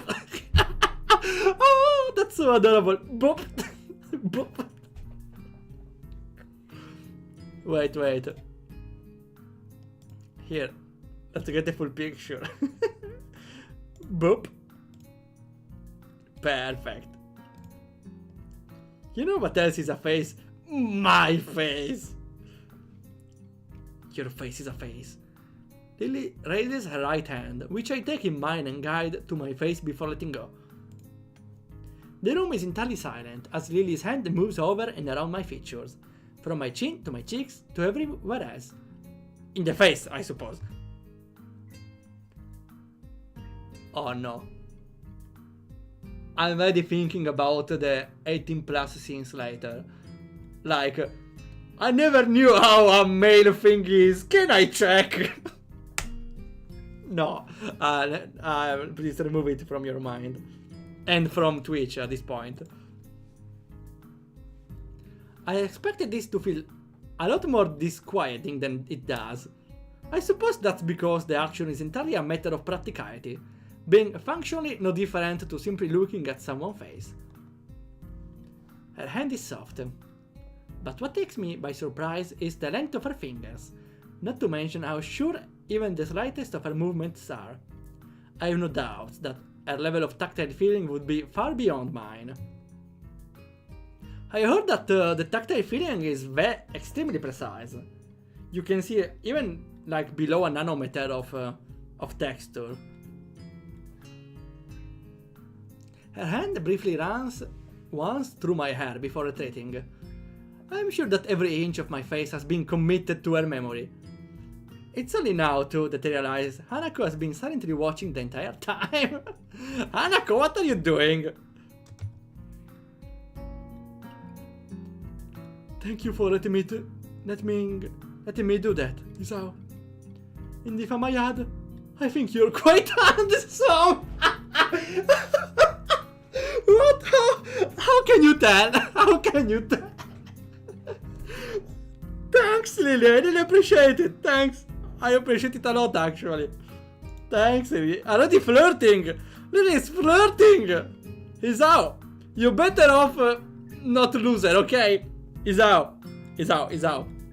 Don't lose this girl. Don't lose her. She's precious. I blush at it at the remark before raising a questioning eyebrow. But if you can see how...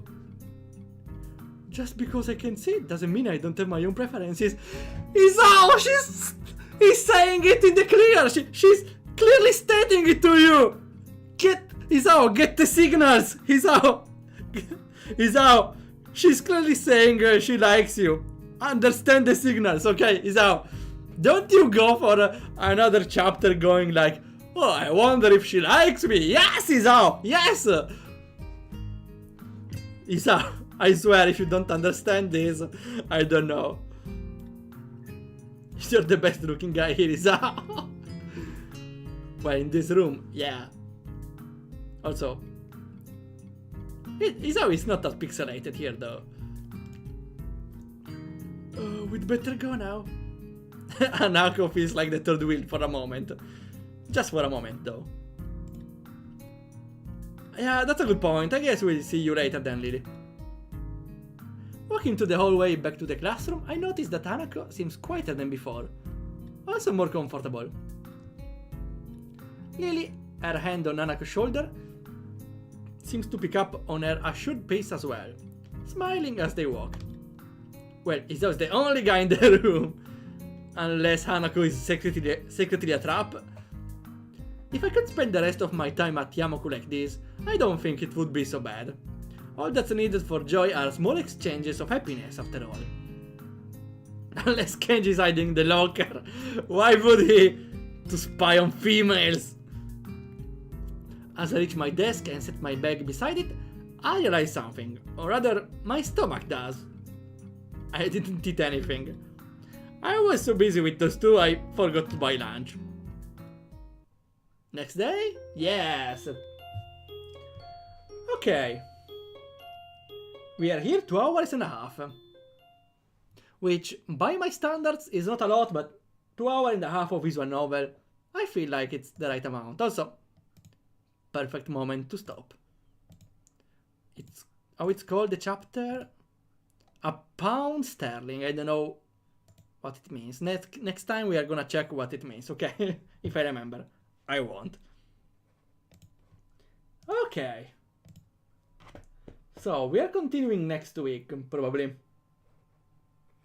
And next week we're also doing 3 RPG Maker streams, double developing stream, and I might want to add another itch.io games stream because I have a long backlog now. And also I might play 1 or 2 good games in between, probably. Okay. Let's see. To end the stream we could rate someone. I got a bunch of options.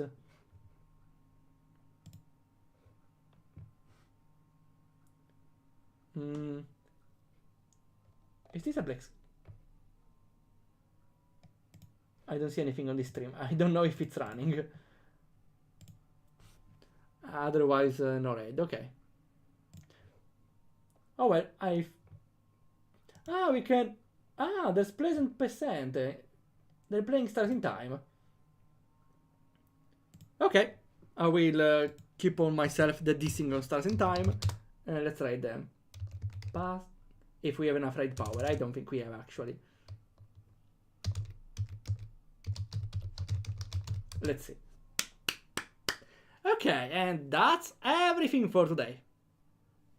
Thanks a lot for coming by. Again, we continue in this next Sunday. And other RPG Maker games in the week. Thanks a lot for coming by. And we see ya whenever it happens.